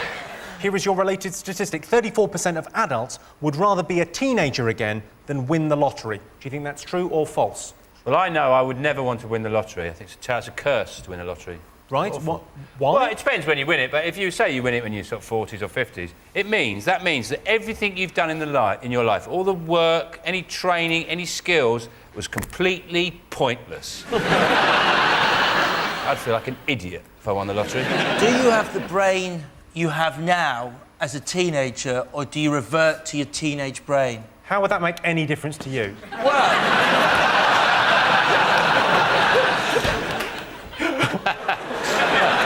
You look all sulky now. I'm sulky now. I just want, wanted just a bit of, attention. Too much happens when you're a teenager. Too My God, confusing. the first date, the first kiss, the first sex, the first drugs. I mean, that was an afternoon. I mean, it just was too fast. But I had a cousin who won the lottery. What's her name? Chlamydia? I think her name's Veruca Cystitis. Come on, tell us about Taramosalata herpes. Come on. Why am I on the show? I have literally no idea. Neither do I. Tell us about your cousin. $2 million. Won $2 million on the lottery. Had a heart attack right there on the spot. What would you rather be, a teenager or have a heart attack? Well, I think I'll go for the teenager thing. Hello.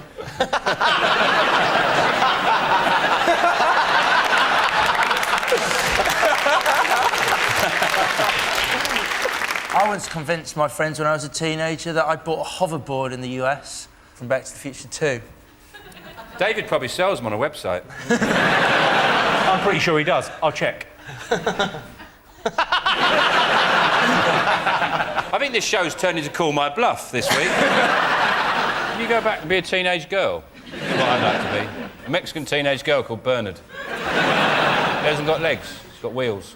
A hovering Mexican teenage girl called Bernard who's got no legs. My father only has one leg and my mother only has one leg. It's the truth. Really? Yeah.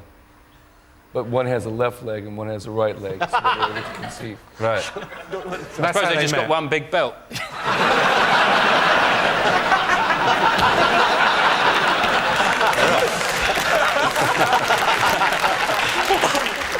34% of adults would rather be a teenager again than win the lottery. True or false? I think it's higher. So it's false. Dave's team, what are you guessing? We said true. OK, I can tell you the answer is false. Very good. So at the end of that round, it's 3 points for Sean's team and 4 points for Dave's team.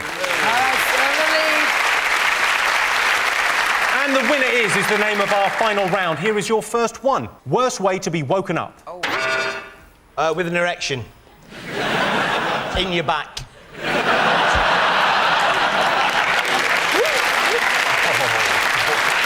Oh, the sound of a peeping Tom vomiting. David, any thoughts? What's the worst way you've been woken up? Is it by a cousin? Westlife waking you up thinking that you were actually in a coma. Oh, no.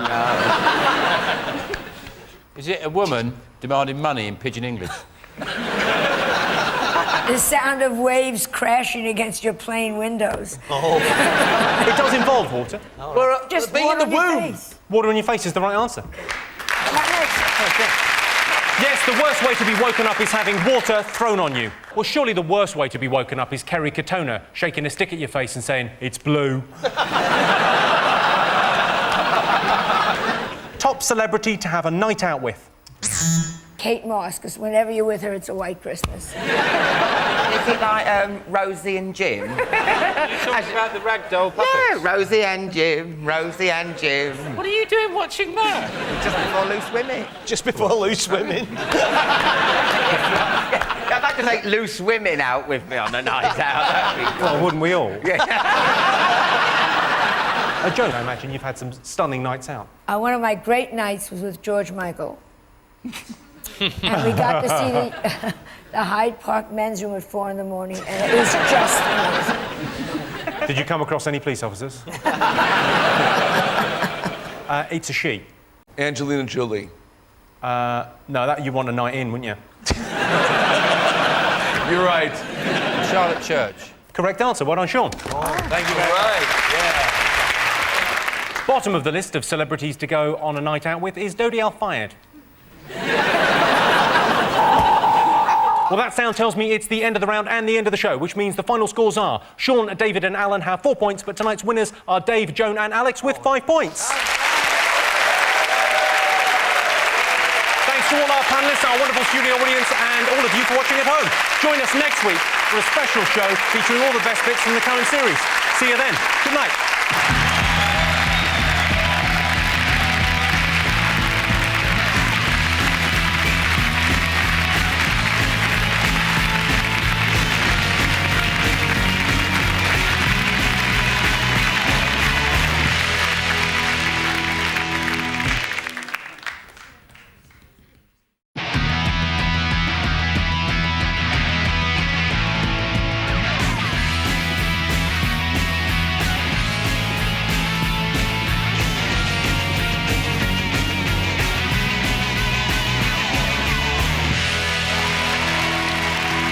Welcome to the best bits of 8 out of 10 Cats. On tonight's show, Vic Reed, John Barrowman, Nikki Graham, Louis Walsh, Alan Carr, David Guest, Lee Mack, Ulrika Johnson, Bill Oddie, Michael McIntyre, and their captain, Sean Locke.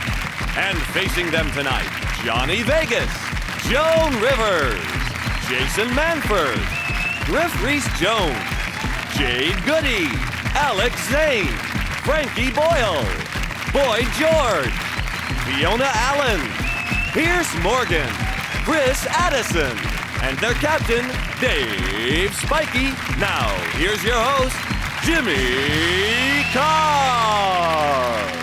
Welcome to 8 out of 10 Cats, the show about opinion polls, surveys and statistics. This week we're bringing you the very best bits from the latest series. Our first round is What Are You Talking About? Every week we team up with a leading polling organisation to find out what the British nation is discussing, and it's our panellists' job to guess the 5 most popular talking points. Take that aback with the Inland Revenue Tour, I think it is, basically. It's not front page news, surely to God. They've got, no, the Beatles have got a hit album. Oh, hang on, there's a lady going through the menopause as we speak. That's how Take That fans speak. What? Newswords, they just go, woo! How are you today? Woo-hoo! Do you want a cup of tea? Woo! Why are they called Take That? What's the name mean? On their video, they had this thing saying, if you don't like it, throw it in the bin, take that. Do that again? If you don't like it, throw it in the bin, take that. That's my favourite thing you've ever said. Those are the instructions that come with their video. Well, they said it. I'm honest, I watched it at my caravan with my friends. Wow. Oh, yeah. I imagine that was a party. Yes, Take That have returned to the top of the charts. The reunion took longer than expected to put together because no one could remember who Howard was. They spent 6 months rehearsing with a bloke from the Halifax advert. I'm a celebrity. Get me out of here. I started. And gripping stuff. I was actually asked to go home. Were you? I get asked every year and I'm that far away from Panto. Excuse me. Go on, would you ever think about it? I've thought about it, but in really vicious dreams. Just turn up the first night, eat every bit of rice in the camp, stand there looking menacing, and then set your own camp up 10 yards away going, one of you will die tonight! I like David Guest. I think you like him? He's great. I think he's great entertainment. Right, well, don't you agree with that? Well, that's like, I mean, there's lots of great documentaries about Hitler. Well, this man's nothing like Hitler. He's done nothing wrong. I vote for him. I want him on the Bush Tucker trial. I'm obsessed with seeing him repeatedly on television. I like David Guest. Is he very gay? Is who very gay? Is he very gay? Well, Michael. No, don't do that. Well, in fairness, you are wearing a pink shirt and saying, I love David Guest. You're describing my sexuality to Jimmy. Like Jimmy knows of my sexuality. Jimmy knows. He's definitely gay. To get on this show, you have to have a medical with Jimmy. Yeah. My wife is obviously squirming watching this. Thinking, oh my God, I've married a gay. Well, let's have a look and see if it's there. Yes, the latest series of I'm a Celebrity started this week. Fashion designer Scott Henshaw said he tried to turn the other men in the camp gay. What, Jason Donovan, David Guest and Tommy Anstins? Good luck with that. I saw you went straight, you cut to me after the gay joke.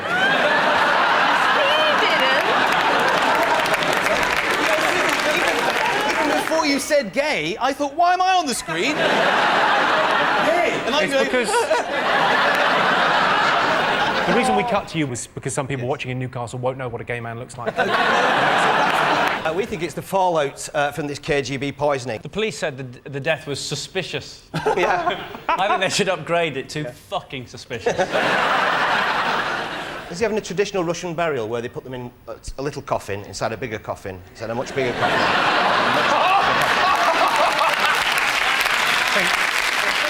I think you'll find, Dave, a traditional Russian burial, you have to dig your own grave. Ah, But don't blame me, blame Stalin.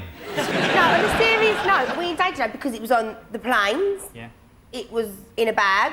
Yeah. Unless they put it in TK Maxx, you'll be fine. They found it in a restaurant. They found it in 2 hotels. On a humpback whale. Humpback whale's got a 10-foot dick, hasn't it?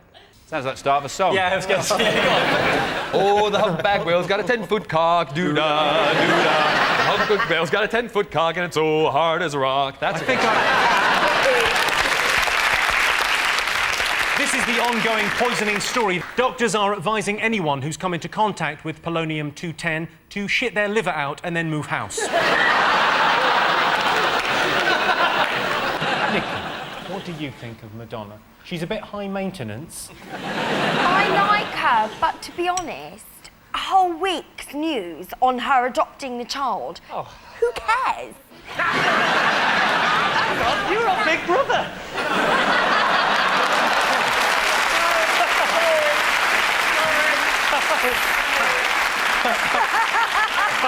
So were you looking for more news about what was going on in Kazakhstan this week? I'm not getting to the bottom of this, just Madonna. But you've managed to get more attention than Madonna in a very short space of time, so you're more fabulous. Oh, thanks, Orchid. On I'm a Celebrity, you claimed your maid's name was Vaginica Seaman. Is that true? Yes. Is she real? She's real. Are you sure she's I'm real? positive she's as real as this set is real. Her mother, and this is the truth, her mother loved her body part so much, she said if she had a girl, she was going to name it Vaginica. Then, no, this is true, no bull. Then she married a guy named Harry Seaman. Harry Seaman. She became Vaginica Seaman. What's her middle name? I have no idea. She hasn't got a middle name. Suppose she doesn't need one, really. Mostly when she tells her name, she's probably just wiping the drink they've just spat in her face. What's your name?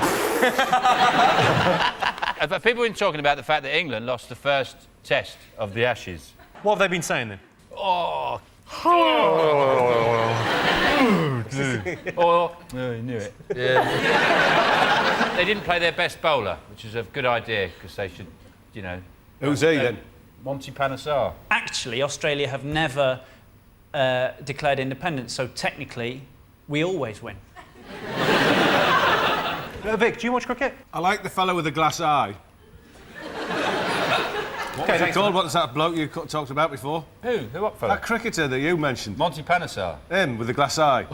Has he got a glass eye? Yeah. Yes. I can prove it. You can prove it.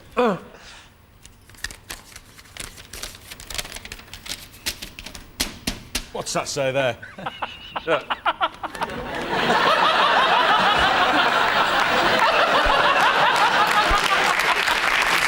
Get a close-up of that. That's evidence. That's proof. Look, what does it say there? Proof. Right. The thing is, it's not him, because he's got a turban, Monty Panesar. He took it off on that shot. Hold on a sec. That's not a photo. What else have the nation been talking about? Submarines. Whoa. Well, they want to spend £20 billion on submarines full of missiles. That's it. The missile's going to be outdated by 2024. How do you know if a missile's gone off or something? Gone off? The bloody big bang out. You're implying it was like milk and you'd go... You just farted. No, it's this scud. 20 billion for the stupid moon thing and 10 billion for this stupid thing. Yeah. Such a waste of money. Well, if they took all that money, everyone would have a tiara. Imagine that. Oh, I'm for that. No, that's great. I'd rather go with the nuclear weapons. Enough people think I'm gay. Without a fucking tiara. Jesus. Without a fucking tiara? Yeah. How often has tiara been prefixed with fucking? You wearing my fucking tiara? I'll fucking sort you out. Put my fucking tiara back in that fucking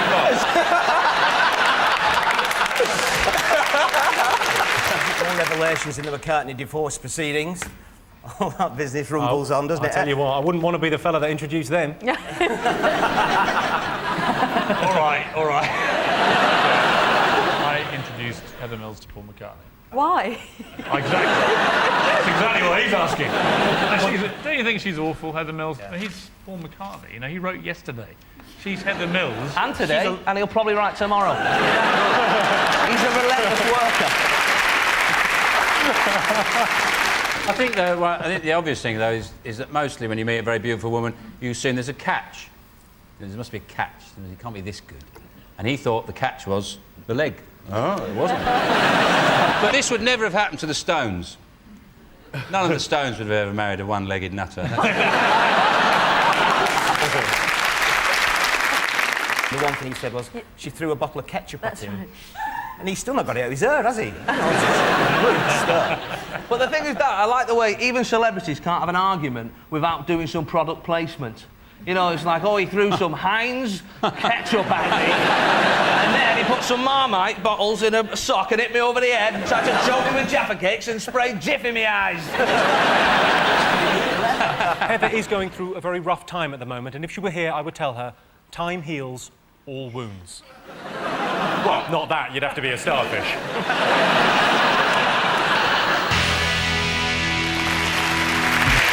The next round is called the poll with a hole.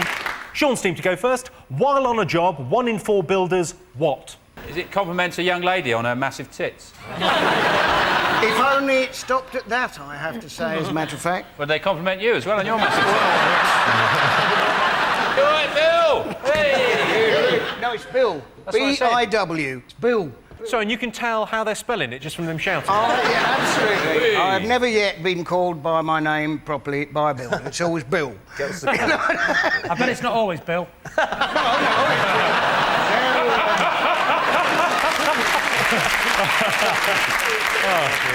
What do they shout apart from boo? It's like, do you like me? And things like that. Do you like me? I've heard some loads of Bill sides. I've never heard anyone shout, go, do you like me, Bill? Because I like you.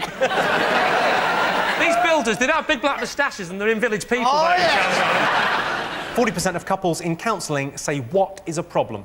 Viagra. Oh. These old guys that take Viagra. Oh, and it's good for 36 hours. You know how many orgasms you have to fake? I imagine there's a certain amount of chafing involved as well. Oh, chafing? Those poor old dry ladies, they'd set them on fire.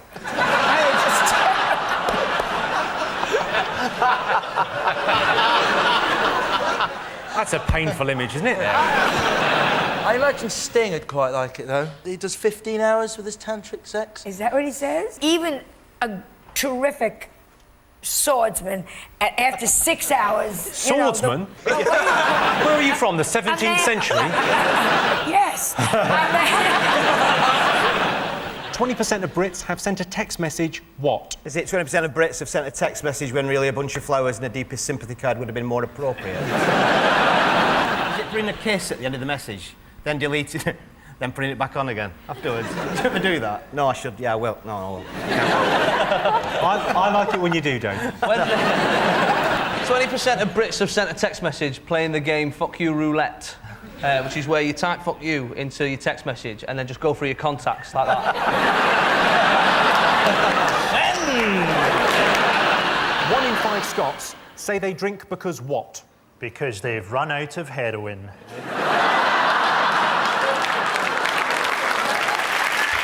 5 Scots said they drink because they want to. That's so close to the answer, I think I might give you that. Yes, 1 in 5 Scots say they drink because they want to get drunk.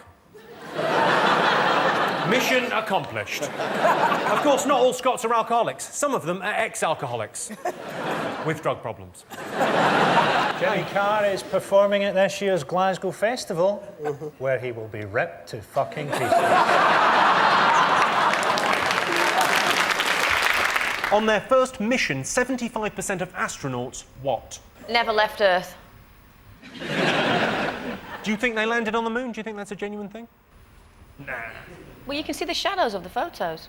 Well, there's proof if ever we needed it. And the flag's flying. The flag's flying? Oh. There's wind, but there's wind on the moon. The moon's very windy. Oh, he's been there. The moon is not windy. Yes, it is very windy. It is not windy. Otherwise, they'd have built a windmill up there or something like that. I'm prepared to go toe-to-toe with the hardest man in England on this one.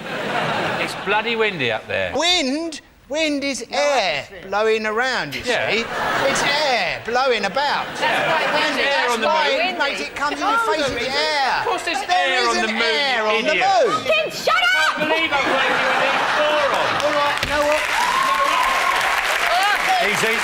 Yeah, I think we've upset Fiona. Let's all just take a moment. There's air. There's no oxygen on the moon. There is air. It just hasn't got any oxygen in it. And What's gets it made of hotter then? and Yogurt? What's it made of then? Other stuff. You would make the best science professor in the world. Other stuff, moony air. Write it down. Just for fun, one of them goes... Tss. Can anyone hear that? I bet at least one of them goes, are we there yet? It's taken ages. But you didn't have to do that in a northern accent. Yeah, I did because I was trying to be stupid.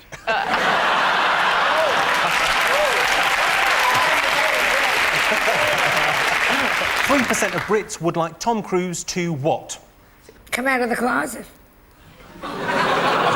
Just a joke. And he wouldn't come out of the closet anyhow. He's short. He'd come out of a cabinet. So it's just a joke. Have you met Tom Cruise a few times then? I think he's here. Yes. He's lovely. He's very charming. What do you think 3% of Brits would like Tom Cruise to do? Make Rain Man 2 The Revenge. I would so love that. What happens in Rain Man? In Rain Man, he's got an autistic brother and he counts matches. That's the only important bit. I have 2 cousins that are autistic. What are they called, David? Be some weird name like Clitty or Clitty and Anus. Yes, they're... He got their names right. It's Clitty and Anus. Just came to me, Clitty. I found it.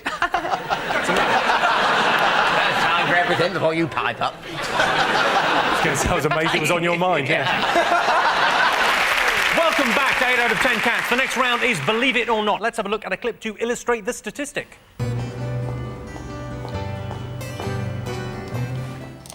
Suda, I don't seem to have an email from you again. Really? I sent it at 3. Well, it's not here. I don't understand. I sent it. I thought you wrote down how to do it. Yes. Well, perhaps you wrote it wrong with your dyslexia and all.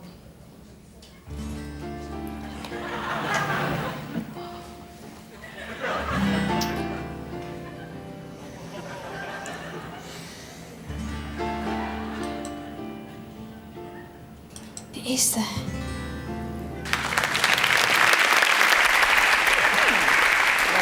That was a clip from a training video for office managers. If you've got dyslexia, there is a number you can call, but pointless giving it to you. You won't be able to write it down, will you? Your related statistic, 16% of bosses have made a decision based on their horoscope. Do you think that's true or false? It's all bollocks. Apart from the magpies, obviously. You've got to see 2 magpies, haven't you? That's typical You're in the school shit. Well, hang on. You must see 2 magpies every day, surely. Several. Would you call yourself lucky? Absolutely. Every time I go past a building site, somebody goes... Well, and then you get lucky. Bill, come here! I want to make love to you, Bill! I don't think it's ever happened before, but I imagine this weekend it's going to be happening a lot. Builders, if you're watching, please, for us. Can you make bird noises? Some of them, yeah. I would like a chaffinch. Well, no, chaffinch, all right. It's like a fast bowler running up, and so he goes, bowl. That's count down. No, he comes up, boom, boom, boom, boom, boom, boom, bowl. Well, that's what the bird makes that noise. Did Bill just stand up then? Amazing. That's extraordinary. A man actually gets out of his seat and is smaller than when he was sitting down.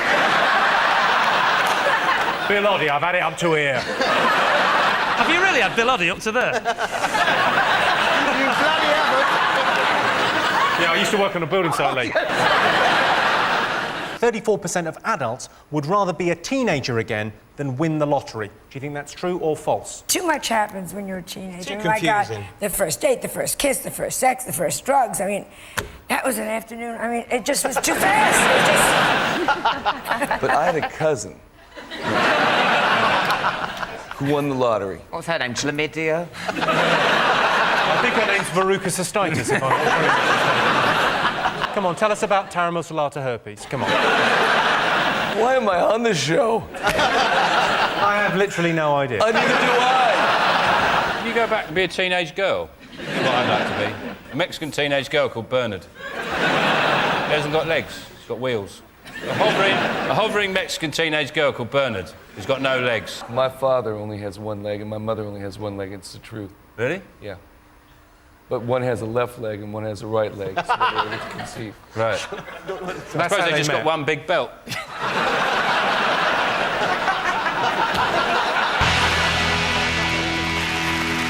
And the winner is the name of our final round. I'm going to be giving the teams a series of opinion polls and surveys. It's up to them to buzz in and tell me who or what they think came top. Here is your first one. Top reason to celebrate. I know. Jesus Christ, don't do that. What a life, Amy. It's a funeral. No. No, I tell you what. Unbelievable. You only go to funerals of people you don't like. I've been to one. I've never been invited back.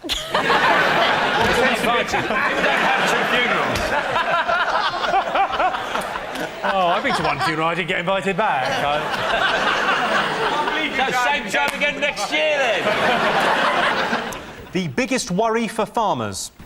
Is it like being asleep at night and the scarecrow tapping on your window? Me and you outside. I'm just going to put my killing head on. Britain's favourite noise. Is it that honking noise that women's breasts make when you go out?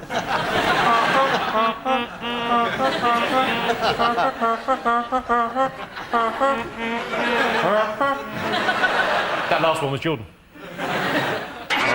Is it a...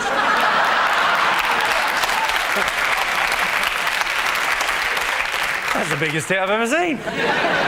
OK, celebrity most in need of a makeover. Cherie Blair.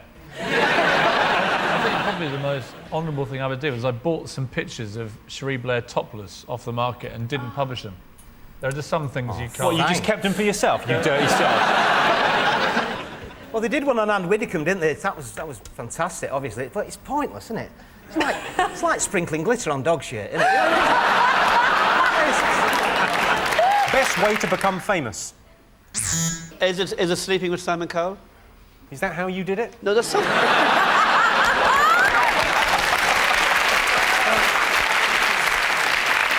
Thing most likely to make men cry. Speaking for the older generation, I would have to say that it's accepting that your daughter's friends simply think of you as her dad. So you're crying because you can't fuck your daughter's friends? High five, Bill Oddie. Come on. That is perhaps the most honest answer we've ever had on this show. Great image, isn't it? Just someone going up to Bill Oddie and go, oh, you must be Joanne's dad.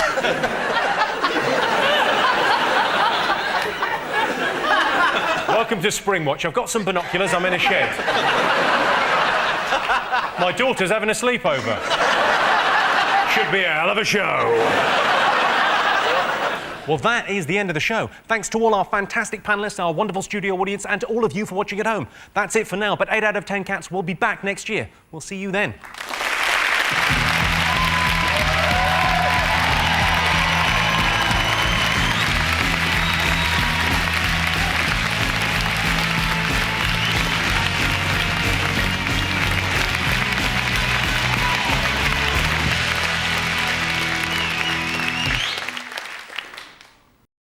Well, thank you for watching 8 out of 10 Cats. If you want to watch another episode, you know, feel free, or, you know, pop to Pornhub for some different kind of fun. Good luck.